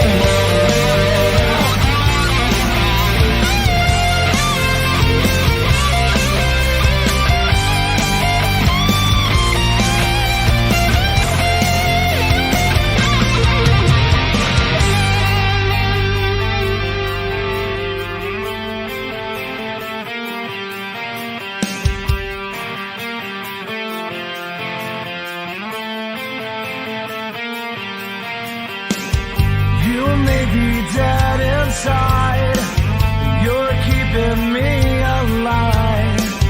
I see the murder in your eyes.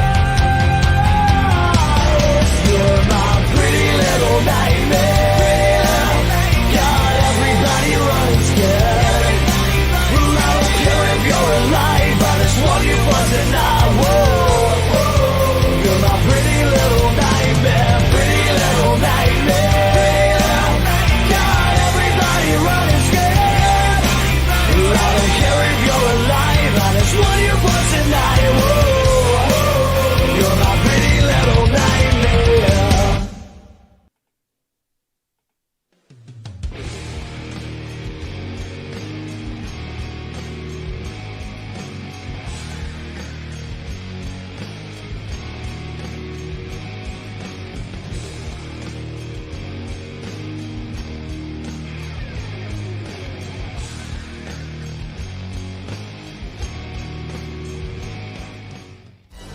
Oh, it's too easy. Killing off the players, level 1 PC. No longevity. Falling off too high a tree. No more HP.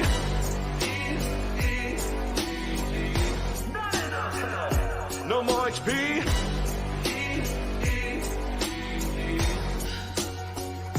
You better please. Preparing battlegrounds, level 1's in the crowd. Not many are allowed. One crit could bring them down. So squishy from the mold. They're weak but very bold. Took hours to propose, but seconds to dispose. Who starts this alone? You sadist.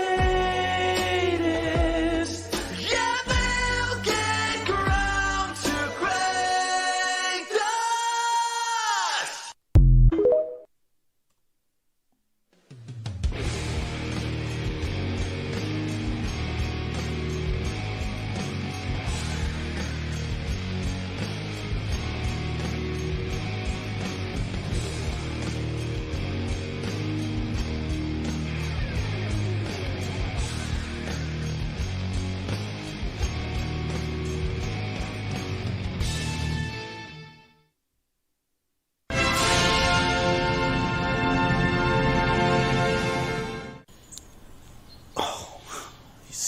I don't know whether I like or love that sound, but what is it? Okay, you know how you gave Adam the animal naming project? Uh-huh, what's happening? Is he killing it? He sucks at it. What? No way. Yes. I thought he'd be good. Give me an example. Okay, you see the animal over there? Yeah, the little snoot boy eating ants. He named that an anteater. What? But it has such a nice snoot. Name it after the snoot. I know. It's a big miss there. Okay, and also, you see that? Yeah? Bird over there? Yeah, the one pecking wood. Woodpecker. Come on, call it a drum. Bird. That's fun. That's way that better. That would have been way better. It's got a little beat to it. I know. I know. That's fucking lame. Hey, remember that one animal that you created? The bird that hums songs because I can't remember the lyrics? Oh, that little idiot. Yeah. What do you call it? Hummingbird. No. Yeah. It hovers. I know. It's There's like a there's so helicopter. many different things they could have called it, but it's right here. It's hummingbird. Oh, come on, Adam. You see the fly over there? The one hanging by the fruit. What, is he going to call it a fruit fly? You're fucking kidding me. You can answer that one for yourself. Really? Yes. It's the list that goes on. Don't. This. We have flying fish. No. We have grasshoppers. Stop. That's bad. And rattlesnakes. What? I know. He's become so lazy that he even just started reusing names and then just combining them. All right, I'm afraid to ask, but go. We got bat falcon. There's leopard frog. No. There's elephant seal. What? Skunk bear. All right. I get it. Stop. My head. You're killing me right now. Fucking, he blew it. I know. What should we do? What do we do for the punishment? Revenge number 7. Number 7? Mm-hmm. We'll have his kids fight to the death. Child war. Yeah, on it, sir. Love a good child battle.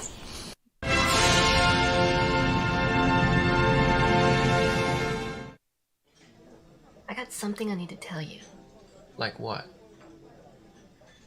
I have Taylor Swift in a big coffin. She wanted to fight me. She wanted to fight you? She was a firewalker. What do you mean? She has 5 legs. And she drooled on my couch. No, that's gross. Yes, it is. And yesterday, your Jamaican hippie launched a big rubber band onto my old high school. Don't sell our plants when you're wasted. Where's the monkey? I suck at math, Petey. Why shouldn't you suck at math? You're a vertebrate. Are you okay? This dog took my brownie, and I don't know its name, and it's so awful, Chuck. And your crab meat was salty. Hot Dodo, I'm starving. And if you drip right on my back, I'll make you brownies of the sewage. Okay. Dudes, you ought to put both your balls in a cup and then toast it, so your nerves get a death threat that bewilders you like you had twin savages in your rears. What did Pee Wee say? Surfing has a rad future. Surfing has a rad future. I got the itch to do marijuana. I had to go see Liam Neeson. Liam Neeson? No one cares except for Neeson. What? Hey, where's your hobbit coat? I left it in Hawaii. Hawaii? Sorry.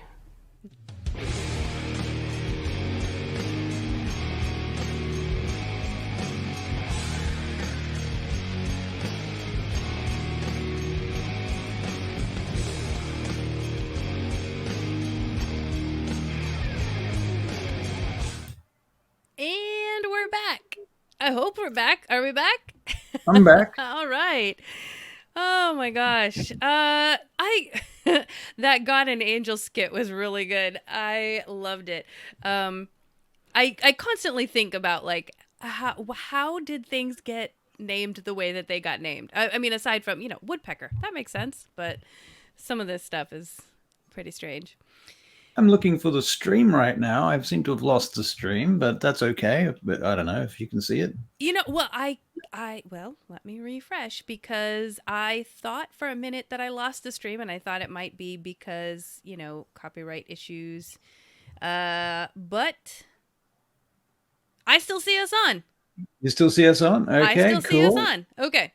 Cool. All right. Yeah. So for folks, if you're watching us figure this out, sometimes after the break, Facebook decides to take us off because of the music that we play, but we always get permission from the and we get all that we need from the artists to be able to share their music. They sent it to us and said, please do it. And then for some reason, Facebook says, yeah, no. And then they take our stream down after the break. But I don't think that's the case right now. So I think we're good. Yeah. Okay, let's do this. There we are. I see. Don't cross the streams. Upright man. All right. Well, if he's on, we're good. There we go. He's our moral compass here. Or I don't know if it's moral compass. He's probably not our moral compass. I don't even know him that well, but okay. Moving on, You can be folks. a moral compass if you like. Moving on. Tools and resources. Okay, gosh, there's so much out there, and I know that what I have listed here is not even a comprehensive list. This is just a list of like the big hitters, the ones that I think most people would have heard about, right? Right. Are all these tools necessary? Absolutely not.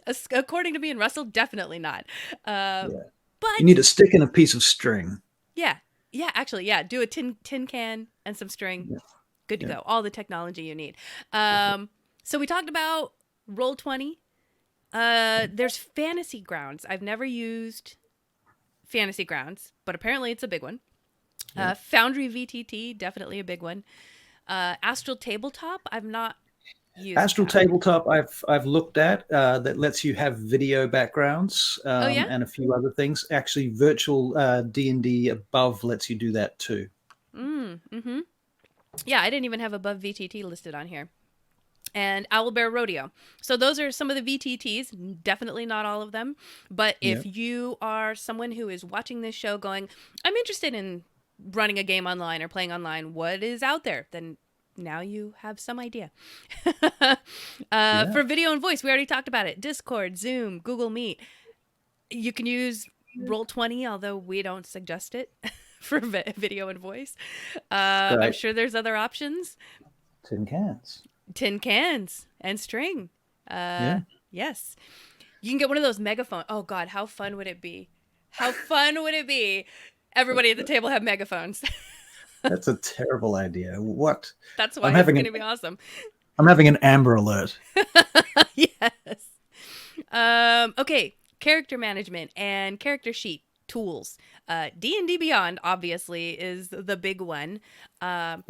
Granted, okay, I know with the whole, WotC fiasco, there was a bunch of people going away from D&D Beyond, and I'm sure people are using it again. I would love for there to be other tools that are just as useful as D&D Beyond. I think the problem is they got the what's the word I'm thinking of? They have the momentum already. They got on board real quick. So looking forward to some other things kind of maybe knocking them down a notch. Yeah, it's about that investment thing, the whole idea that, because here's one of the biggest issues with any kind of online play, in my view, is that I have a whole bunch of hardcover books, right? Dozens of them. And when I go to play on Roll20, they want me to buy all those fucking books again. Right. And they're all $30. Yeah. And then I go to D&D Beyond and I have to buy them all again on D&D Beyond. And they're all $30. And I'm like, so why the fuck isn't there a code in the front cover of every book that gives me access to my book that I paid for? Because then they don't get the money. Yeah, exactly. Well, on the one hand, there's that, and then every company's got their own license to sell it as well. I mean, it's bizarre. It should be illegal. I don't know how they justify it. I mean, obviously, there's economic reasons on their half, because otherwise, their companies just might not actually be viable if they did things properly and by any kind of ethical standard. They might discover they actually couldn't exist. Yeah. And maybe they shouldn't exist. We had that. I mean, trust me and my husband had that problem when it was all streaming, and like now people don't even buy physical copies of their movie anymore. It's all like on their Amazon Fire Cube or whatever. But for example, like, because we still have like, I don't know, 200 DVDs that we refuse to get rid of. But we've consolidated in some, because just in case. But when the zombies come. For ease, right? There's one movie I love to watch it every year at around Christmas time, and I was tired of trying to find it and rent it every year. So I was like, all right, I'll bite the bullet. I'll buy it, off of Amazon Prime or whatever, and then I'll have it every year. And then is this Old Yeller? No, it's not. I think it's Pride and Prejudice, because I'm a total female when it comes to that. But but anyway, I bought it, and there was one year where I couldn't find it in my Amazon, and I was really pissed off, because I'm like, I actually bought the digital, whatever this thing is. Why isn't it here? And then I come to find out that, like, because of licensing and stuff, that you may buy it, but that doesn't mean you own it forever. Still, like, even now. So I just want to throw. It makes me so angry. Serious. I can't find words right now. I'm so angry, because it's just Pride and Prejudice, and I know it's only like $6 or whatever, but I don't care. And you could own a copy of it for $6, and they want you to pay a license in perpetuity for the rest of time. Fuck these companies. So then I had to rebuy it one year because I was that desperate. I don't know. Anyway, moving on. Okay, role-play. So Online role-play. Sheets, character sheets. So we talked about D&D Beyond, obviously the big one, very helpful. You can do characters in Roll20, but like we've talked about, it's not probably as user friendly. D&D Beyond is really easy for use of ease of use. It's got the market in that respect. And then Fantasy Grounds, which I'm not familiar with. Yeah, I've not got enough experience with that to say a thing. I think I played it once, and somebody else was the DM, and I was very confused most of the time. Yeah. So yeah. And you'll also find with a lot of these VTTs is that they are very well set up for certain games and woefully unset up for other games. You know, obviously D&D Beyond only runs 5th edition D&D. It's a perfect tool for it. It's amazing. It's a really great tool for it. But if you want to play Pathfinder, you're fucked. You know, if you want to play any other role-playing game, you have to find another VTT. Does Vampire have anything? Do they have anything like that? I use Roll20. It does have character sheets. You can buy books in Roll20 for Vampire the Masquerade. What I do is I have purchased PDFs of the books. I look up the rules. I use the find and search tools to search the documents to find the appropriate stuff at any given time. The players run their character sheets on the VTT. We sometimes use the map, but not very often because Vampire is much more conducive to theater of the mind. Right. So yeah, there needs to be a VTT where you can build your game in it.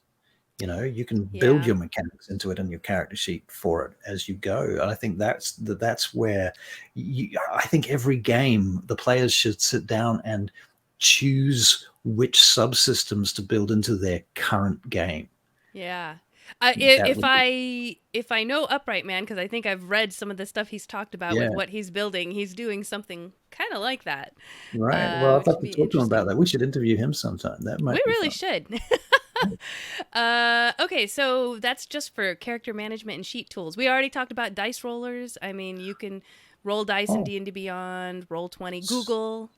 Want to go back one step for a moment and say that you can, like when I started this business online, I had a physical map laid out like a vinyl mat, and I was using a cell phone camera with its own Zoom account that I had mounted on a stand with fucking sticky tape holding it there, looking at the map and miniatures and everything. And so I had the map online in my Zoom box, in its own little Zoom box.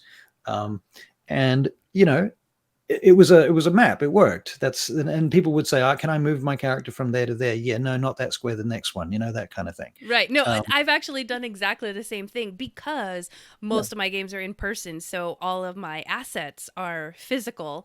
And so if we have to go to play online for some reason, because, you know, whatever, then I do the same thing. Although now I have more equipment than I did in the beginning, but I would have to figure out like, oh gosh, okay, I'm going to use my phone. It's going to have a separate Google account so that I can, you know, and then I have this, and now I need 2 speakers over here. And a lot of people did this. Yeah. A lot of people were doing this, and I think a lot of people still do it, especially old schoolers like me and you. That like the tactile.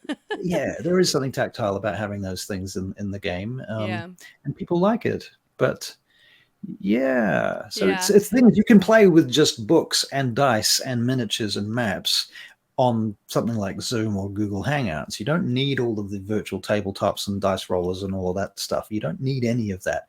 And you can use that stuff incrementally. You don't have to use all of the functions of Roll20. You know? I only used the maps for 2 years. You know, before I even set foot into the combat tracker. Learn as you go. That's actually a good point, because I think as a DM, and especially if there's like someone who's like, I want to maybe learn how to DM, and then all of a sudden they're overwhelmed. It's like you're learning how to DM, and now you're also having to learn how to use all these tools. This other stuff, And literally the market is flooded with tools right now because online gaming is such a big thing. So that's a good point. Pick one thing that you're familiar with and then just like learn as you go, build off of it as you go, and do theater of the mind, because it's so easy and cheap and quick. And right. I mean, role playing, honestly, they've got a cheek charging us any money at all to use our own fucking imaginations. Yeah. You know, that's a really good way to put it. Have you used Dungeon Fog at all? No, haven't. What's Dungeon Fog? I don't think I've heard of it. Well, Dungeon Fog is a map map making tool. It was one of the ones that I was going to start using in the beginning. Who's the guy? There's a guy. I think his name's Guy. He has a YouTube channel. Anyway, the Great GM. Yeah, Guy. Channel. Yeah, I know the guy. And so I he know that uses. guy. I think it's him. Shoot, now I don't remember, but I think it was him. And he went through this whole Dungeon Fog tutorial, and I watched so many hours of this tutorial, and I still don't understand how to use Dungeon Fog. It is just wild. Too complex. It's too complex for me. Incarnate, I have not yet played around with it, but I feel like I could probably figure that out. Dungeon Alchemist I've used. That's a lot of fun. Dungeon Alchemist is, I mean, like I said, I haven't delved into it too much because I don't get the opportunity to play online or run a game online too much. But Dungeon Alchemist is it feels very user friendly, and it's kind of like a 3D map, kind of almost like it. So you can kind of go ahead. Is it isometric? That's the word I was thinking of. Yeah, kind of like isometric, but there is dynamic lighting and all that stuff. But what's great about Dungeon Alchemist is it's one of those things where supposedly you could make a quick room or dungeon like on the fly. You just drag and drop, and like it's bing bang. They have videos that show you that. I can't do that, but Does it cost much to use Dungeon Alchemist?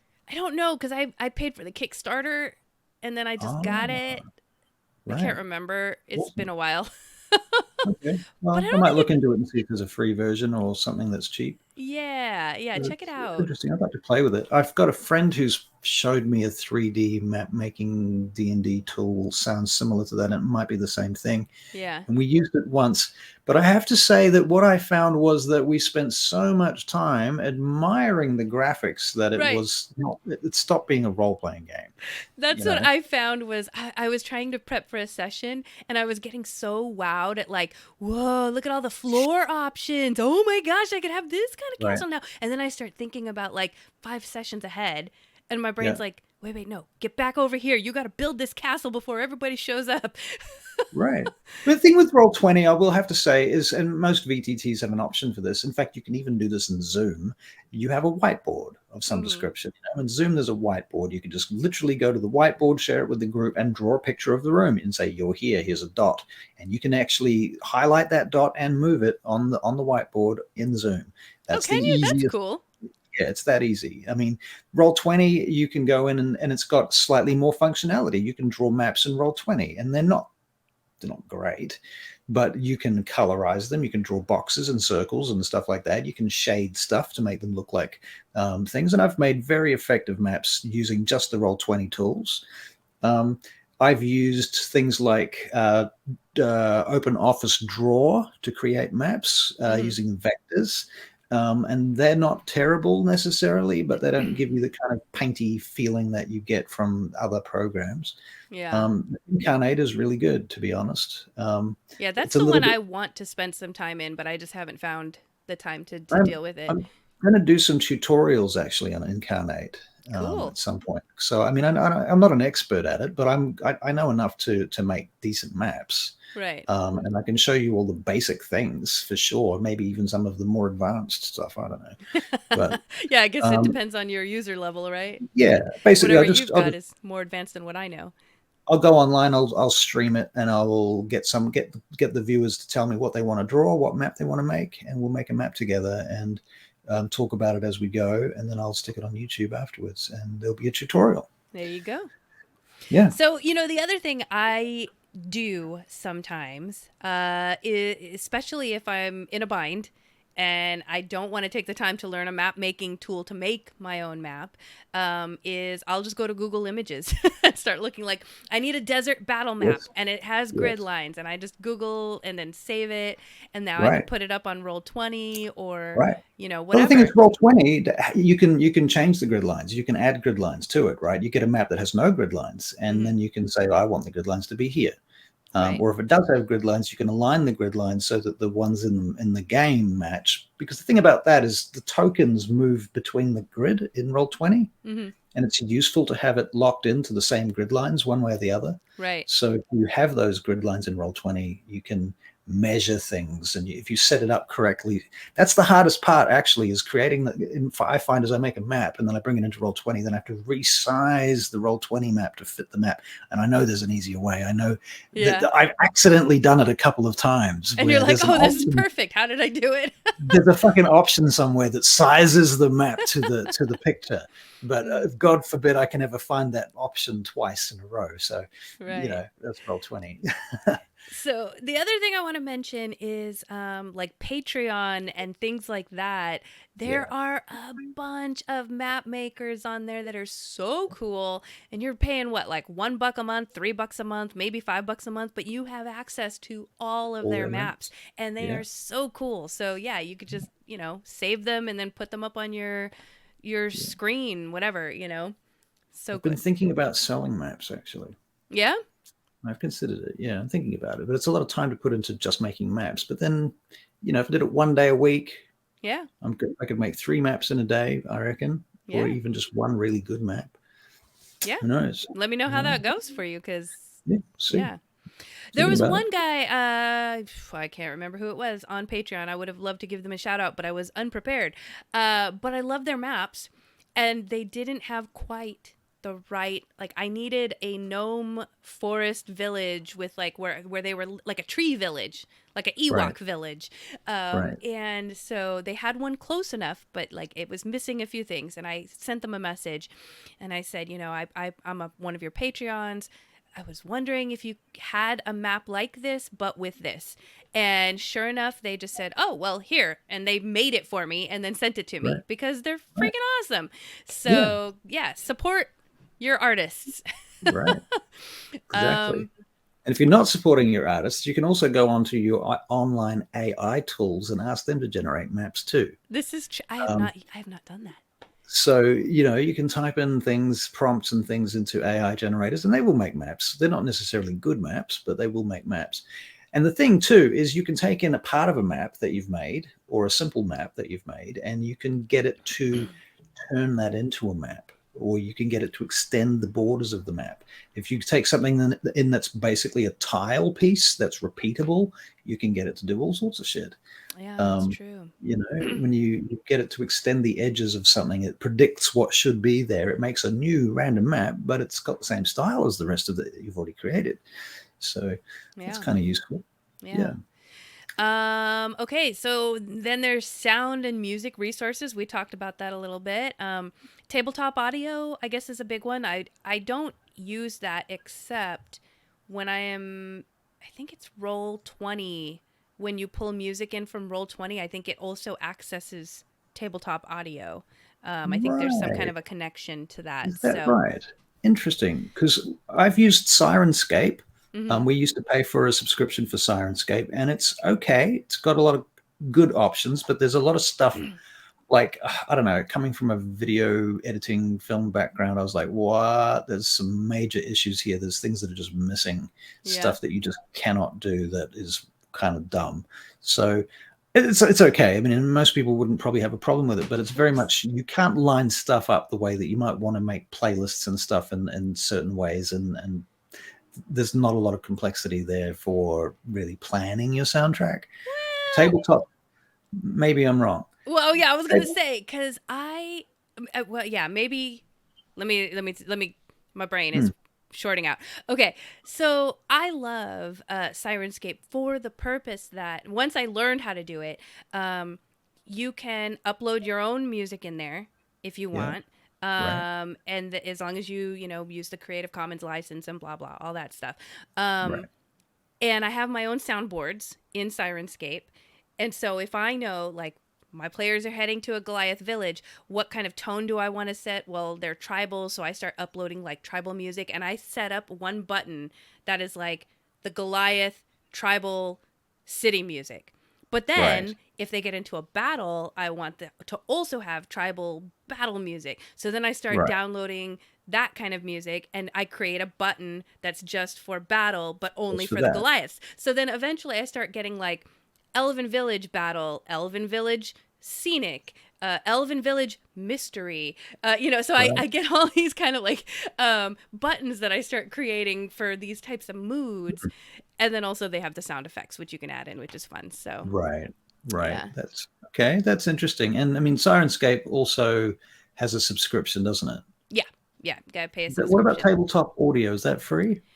That I don't know. Like I said, I've not used whatever tabletop audio is unless it was part of Roll20. Because in Right. Roll20, then I could see like there was some kind of a drop down Right. selection for like tabletop audio.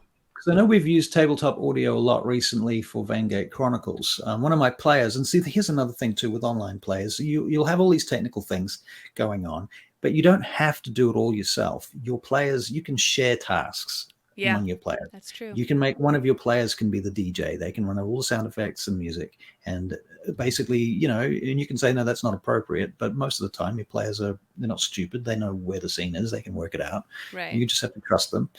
So you don't have to do everything yourself, and that can make life a lot easier. I had some folks in the Discord mention that they use YouTube or Spotify. If you have like the paid subscription, then you don't get the commercials. I know people that use YouTube and Spotify even if it's not paid, and they just deal with the commercials. Yeah, and you can get ad blockers too for YouTube. Yeah, I didn't know that. You can download ad blockers. I know somebody that streams online and captures a Chrome tab sound effects from YouTube. And then I did it once or twice, but I had ads because I didn't have an ad blocker. But I was like, well, how do you do that? And they're like, oh, I've got an ad blocker. So that's how you do it. Interesting. So, yeah. And then I don't know about you, but I have like a paid Epidemic Sound account for my YouTube stuff. So that is. Well, yeah. So Epidemic Sound is like it's got all the music and sound effects, and if you pay for the subscription, then you can use it on all your stuff and not have to worry about copyright, right? Because you're paying for the use of it. Which Epidemic Sound has tons of cool like soundtracks, like music. And yes, they have sound effects. The only downside is I can't layer them. So if I can create a playlist for my Goliath Village, but then if I want a roaring noise, I can't layer that on top of the music. So Right. And so when you're doing videos and stuff, I mean, a couple of years back, I found that YouTube, they had a library of sound, which, okay, cool. And you could download the soundtracks from the library to your computer and then edit them in your video editing program or your sound editing program or whatever. Oh, yeah? Now, I don't think you can do that. I couldn't find a way to download my YouTube library. Interesting. And I'm like, what the fuck? They've changed this. So you're better off, if you're making videos at least, or using soundtracks like that, you're better off to find a free library and download it to your computer so then you can edit it somewhere and fit it to your videos and do what you need to do in the video editing. Okay, sorry. I know this is sort of off topic, but for some reason whatever you said reminded me of it. And I'm going to totally do a hatchet job on this, but it's so cool. I've seen this. I want to do it. So you have your VTT screen or whatever in your table or TV screen or whatever people are using. Okay. Yep. And there's some YouTube playlist. It's just, so far I've only seen one creator. I'm sure there's probably more by now. But they created like a moving map. Like imagine like your players are going down a rushing river. And so you can go to YouTube and pull up this rushing river map, let's say. And then even though your player minis are standing still, because of the VTT, it looks like they're going on a raft down the river, and it is so cool. Okay, yes, online playing, if you're going to do, well, I guess if you're playing online and everybody's online, then that doesn't necessarily work because you don't have minis on a screen. You have tokens, which are different, but still pretty cool to have a moving map. I mean, like Astral, I think, does that, and I think above VTT will allow you to do that too, video backgrounds with links. Right. Sorry, So all of a sudden you said YouTube and I just went, wow. Oh, you know what? You could totally do that using Streamlabs. Can you? Well, if it was a stream. Oh, I see what you're saying. Yes. Yeah. Oh, man. Okay. Oh, dear. Some stuff we're going to start playing around with. Ruh-roh. Just opened a can of worms. Uh-oh. Okay, so those are some sound and music resources. I can speak. There's some other miscellaneous tools I found, like an initiative tracker. It's called Improved Initiative, which there's an initiative tracker in D&D Beyond, and I'm sure there's probably something similar in Roll20 or what have you. Oh yeah, Roll20's got a better initiative tracker than D&D Beyond. Actually, D&D Really? Beyond's great. Yeah, okay. So if you're using Roll20 and you've got the assets, if you own the books in D&D Beyond, sorry, in Roll20, you can drag tokens to the map and then select all the tokens and then right-click them and throw them into the initiative tracker. Which is great. And then once something dies that's in the initiative tracker, you can delete it from the initiative tracker. Okay. Whereas in D&D Beyond, if you're just using the website D&D Beyond and their initiative tracker, which has been in beta for like 3 years, Yes. Once you've killed something, it's got 0 hit points, but it's still in the initiative there. tracker. Yeah. And there's no way of getting it out, which is really irritating. You can do it in the above VTT, which allows you to do both of those things I just described. Which is what's great about it. In fact, it's easier to do it in above, but there's still those couple of little minor things wrong with it that's just so close to being awesome. Yeah. Man. I've used that thing, the encounter builder and then the tracker, and I am so dynamic when I'm running my game that I have stopped. I can't look at my screen when I'm running a battle encounter. I literally just have like a piece of paper with my chicken scratch because I understand that better. Than anything else. Anyway. So yeah, cool. Some kind of initiative tracker is cool. Oh, yeah, it keeps track of the HP and the monster stat blocks and everything, which, D&D Beyond does as well.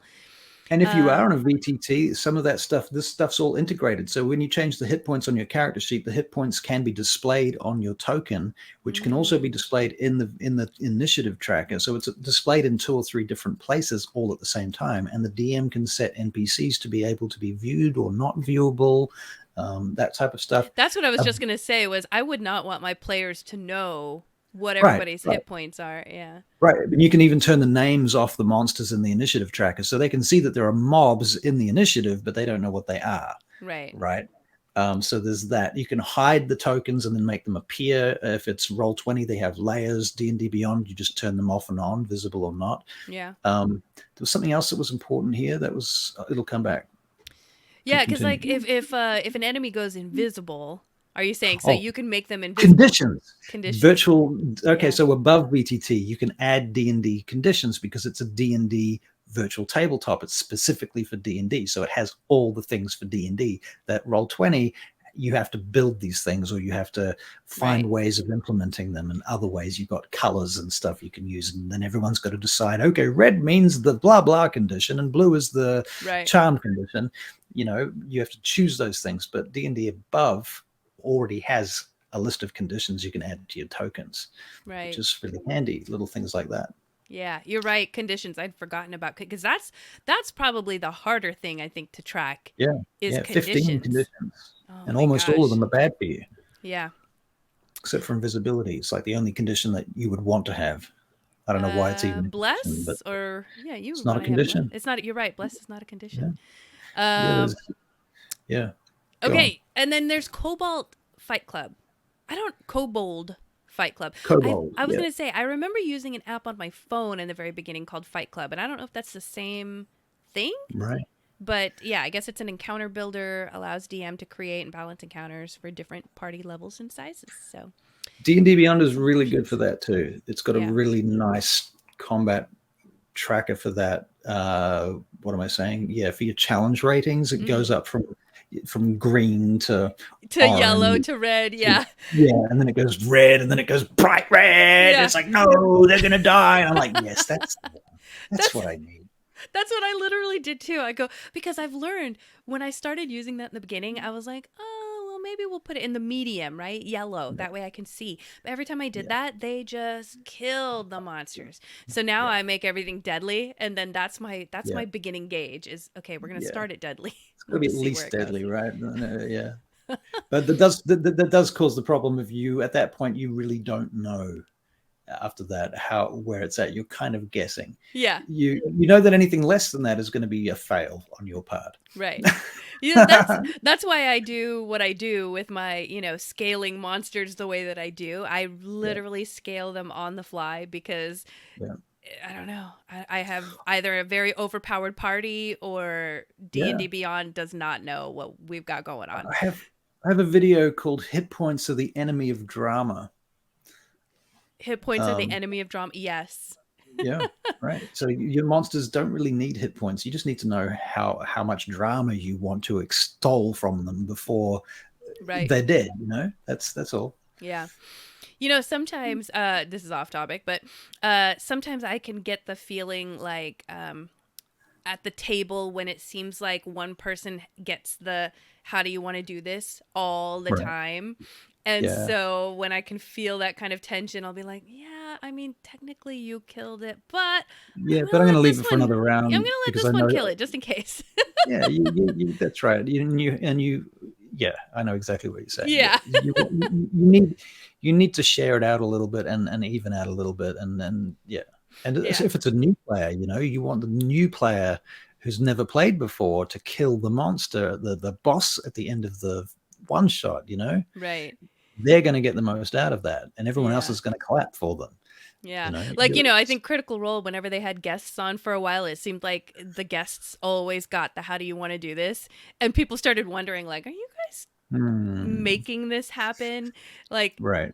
I mean, yes, they are. I do, but I don't know if they were, but I will do that sometimes. And there are people out there who will not play with you if you do that. Yeah. There are groups of people. Look, there's a whole school of thought about, and then we have going no dice fudging and all that. Yeah. Yeah, exactly. And to be fair, I like to ask my players at the very beginning of a campaign, how do you feel about these things? Yeah. And they know. Yeah, that's the hard thing. Like with so when you use online dice rollers, I believe, like for D&D Beyond, the players don't see the DM's dice rolls, I believe. Oh, the DM can choose, but by default, yes. Oh, yeah, by default, yes, they can. Okay, I wasn't sure. By default, they can't. By default, they cannot see the DM. Okay. Yeah, because that's the thing is, like you said, I understand that there are some people out there that want to live like with the hard rules of the dice rolls. But sometimes as a DM, you got to make that call that like, you guys are going to TPK if I let you just go with the dice or, that kind of thing. So sometimes we need that in our hands. It's interesting. I mean, trusting the dice, you have to have the really very mature players to trust the dice all the time on every roll. And it does result in a very controlled game where the players are very, very careful and cautious and they really min-max the shit out of it. And if you want to get the players to be really mechanical, you can go down that road and you end up with a very mechanical game, and that takes away from the role playing. Right. So you can't win. It's either good role playing and survival or survival with those kind of hard roles, I feel. Yeah. So you just got to feel out your table, I guess, and But I mean, my wife and I have difference of opinion here. I mean, she's like, you have to use the roles. They're an oracle, and I feel that too, actually. But sometimes you have to. It's just not possible to let it go. I think it's just one of those things you learn as a DM. Rule number one is make sure everybody's having fun. Mm-hmm. Right? Yes. That's the first rule. I think that should be the first rule too. You're not going to let the dice get in the way of that. You're not going to let the rules get in the way of that either. And you're not going to let the virtual tabletop get in the way of that. Yeah. So, yeah. So, okay, we don't have much longer. So I do want to touch on real quick, for those folks, if you guys experienced this, maybe it's just me, but I play mostly in person. So every once in a while, let's say, so some of the folks that play in my game, they drive like 45 minutes, an hour to get to my house to play in person. So every once in a while, there might be a situation where like, there's traffic or what have you, like they need to be home at a certain time. So they'll play online or, everybody's sick. So we're all going to play online because we're not going to miss our session date. Right. But my husband and my son play in the game. So regardless if we play online, they're here in person. Right. Right. So I have to split. I have to do a situation where I'm like split in person, split online. And Right. also the game that I play in will do that. We have a guy who travels about, I don't know, an hour and a half to be at our in-person game, but sometimes he can't because he's got to be at work in the morning. So we'll do the split. So some of you want to know how that works, okay? It really depends on your setup. But what I've seen work best is if you have an additional laptop or a tablet or something that has a screen, but also a camera, okay? You're going to put that at the one end of the table because you can see their face. Yeah, you're putting them in a chair. You can see their face, so they can react to you, you can react to them. And then, but you also, the problem is that once you're at a table, people start talking, things get loud. The person who's online, you can't hear them quite as well unless you also set up now. You need a separate like speaker that's just for their audio so that they're loud enough to keep up with everybody at the table. Yeah. But now, because everybody's at the table talking and loud, you also need a separate mic that's kind of pointed at the center of the table so that the person online can hear everyone clearly and hear the DM. An omnidirectional mic. An omnidirectional mic.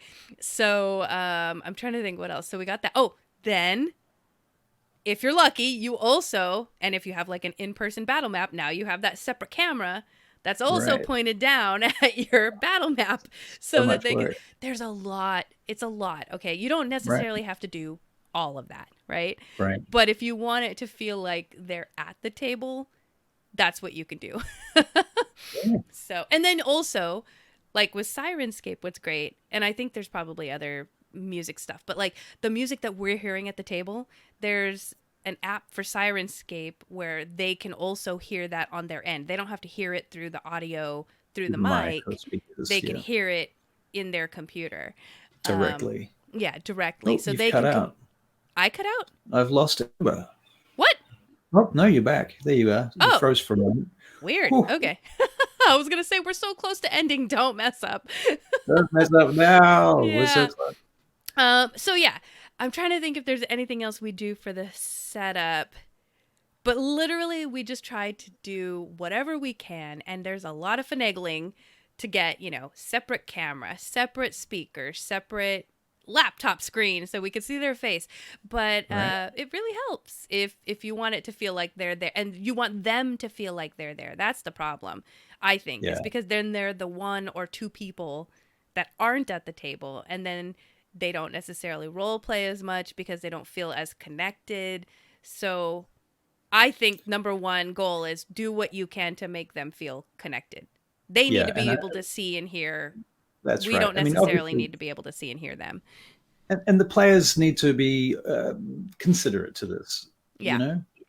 Yeah, about that's something that I've found is hard because, like I said, that's why we have a speaker so that we can hear them, because sometimes we get to talking and we're like planning, we're going to try to sneak into the thing and we're talking and maybe they're talking too, but we can't hear them. So then, that's why we had the separate speakers so that they can say, excuse me, and we can hear whatever their idea is. They need a button that makes a big bell noise or something. Yeah. I'm talking. yeah, like a game show kind of thing. Yeah. So I just wanted to share that with folks just in case. And if you guys have any other questions on that, put them in the chat, or you can come find us at Dungeon Studios, wherever we're at. We are on Facebook. We're mostly on Discord, though. That's where we're at a lot. Yeah, this is probably the best time for me to share all this stuff, because if you like what you saw in our show today, please like and subscribe wherever you're finding us. We're live on Facebook on Mondays at 7 p.m. Pacific, 10 p.m. Eastern, 2 p.m. New Zealand time. And we're in the future, man. You guys are in the future by how many hours? Like 12 hours? Wow. Not Plus quite. 12 GTP. Yeah. When this show gets posted, once we're done being live, it gets posted to all the podcasting platforms. You can find it on Amazon, Apple, Spotify, and YouTube. Please go find our YouTube and subscribe there, because we're live on Facebook, which isn't necessarily like, I don't know if it's the best platform, But if we could get more subscribers on YouTube, we can go live on YouTube, and that would be great. Yeah, So please find us on YouTube and like and subscribe. And we're always looking for creatives. We may potentially be putting feelers out there for some folks that we would like to work with us. So if you're creative, come find us on our Discord server. That's the best place to reach out in real time. Yeah, and let us know that you want to be a part of Dungeon Studios. And also, Amber has her own YouTube channel called Purty Nerdy, which you can find. Do a quick search on YouTube. You'll find it. It's got some fucking awesome, really short videos that have great ideas in them and amazing graphics and sound. So I have been looking at just about everything she puts out, and she puts out a lot of content at a remarkable pace, of a remarkable quality. So check it out. She does a really good job. I am so jealous of her YouTube channel. Thank you. So go and have a look at Purty Nerdy. She also has a Facebook page, a TikTok, an Instagram, all of the things that you would expect. And I'm pretty sure it's all basically Purty Nerdy. You'll find all the links on. Just click on her name on Facebook if that's where you are right now, and you'll find all her stuff. So yeah, do that. Well, and then also you want to follow Russell, right? Because, see, here's the thing. At Dungeon Studios, we are all creatives. We all have our own things going on, but we also like to come together and do stuff at Dungeon Studios. So Russell has his own, he's a professional DM. And so if you go find him, a lot of his stuff is all rollstream.com. So search him out on Discord. He's Rollstream on YouTube, on you've got Twitch. That's right, because you stream on Twitch. Yeah, Twitch. Facebook, Instagram, all of that stuff. It's almost all Rollstream except for TikTok, which is .rkdm. And it's just dot. There's a dot. Yes, there is a dot at the front of my name because I couldn't just get RKDM. Somebody had taken that. Right. I think that's the same thing. My TikTok is like slightly different than everything else. Yeah. Come on, TikTok. Why you got to be difficult? Right. But yeah, come find us. Come find Dungeon Studios, because if you're like us, even Michael, I'm gonna call him out real quick. If you were part of our break and you heard the Deception Checks, Michael Riley, he's a funny guy, and they have their own stuff as well. Michael and Jeremy Steal Your Podcast. It's really, really fun. So just come be a part of us. Come be one of us. Come and be one of us. Yeah. All right, folks, I got to call it a night, so we're going to end it here, and hope you enjoyed the show. Come see us next week. I can tell you what we'll be talking about if I can get there in just a second. Oh, we're going to be talking about house rules next week. That's going to be house fun. Rules. Yeah. Okay, so send us your house rules. Yes. We That's want to know your house rules. Call to action. Put it in your chat or send us a message. Find us in Discord. Tell us about your very special house rules, because this is going to be really fun. There's no end to this subject. If you are really keen, and I have not cleared this with Amber or Josh, okay, so I'm just putting this out here. It's completely off the top of my head, and it might be really wrong. But if you want to, you can send me a video of yourself talking about your house rules. Ooh. And I will see if I can convince these guys to edit it and put it in the show. I like that. I'm going to say yes. Yes. There you go. Because if nobody else at Dungeon Studios has the time to do it, I'll try to do it. I'll put the video together. So yes. And if you need help recording it, I can help you with that too. We just need you need a camera, and I've got a Zoom account, so we can do that. And I can send the video on to these guys to get it cut. So yeah. Sing out. All right. Yes, you're getting a thumbs up from the chief project director, which is me. So, all right. Anyway, folks, we got to call it a night. So I hope you enjoyed the show. I hope you enjoyed the break, and we will see you next week. Have a good night. Goodbye.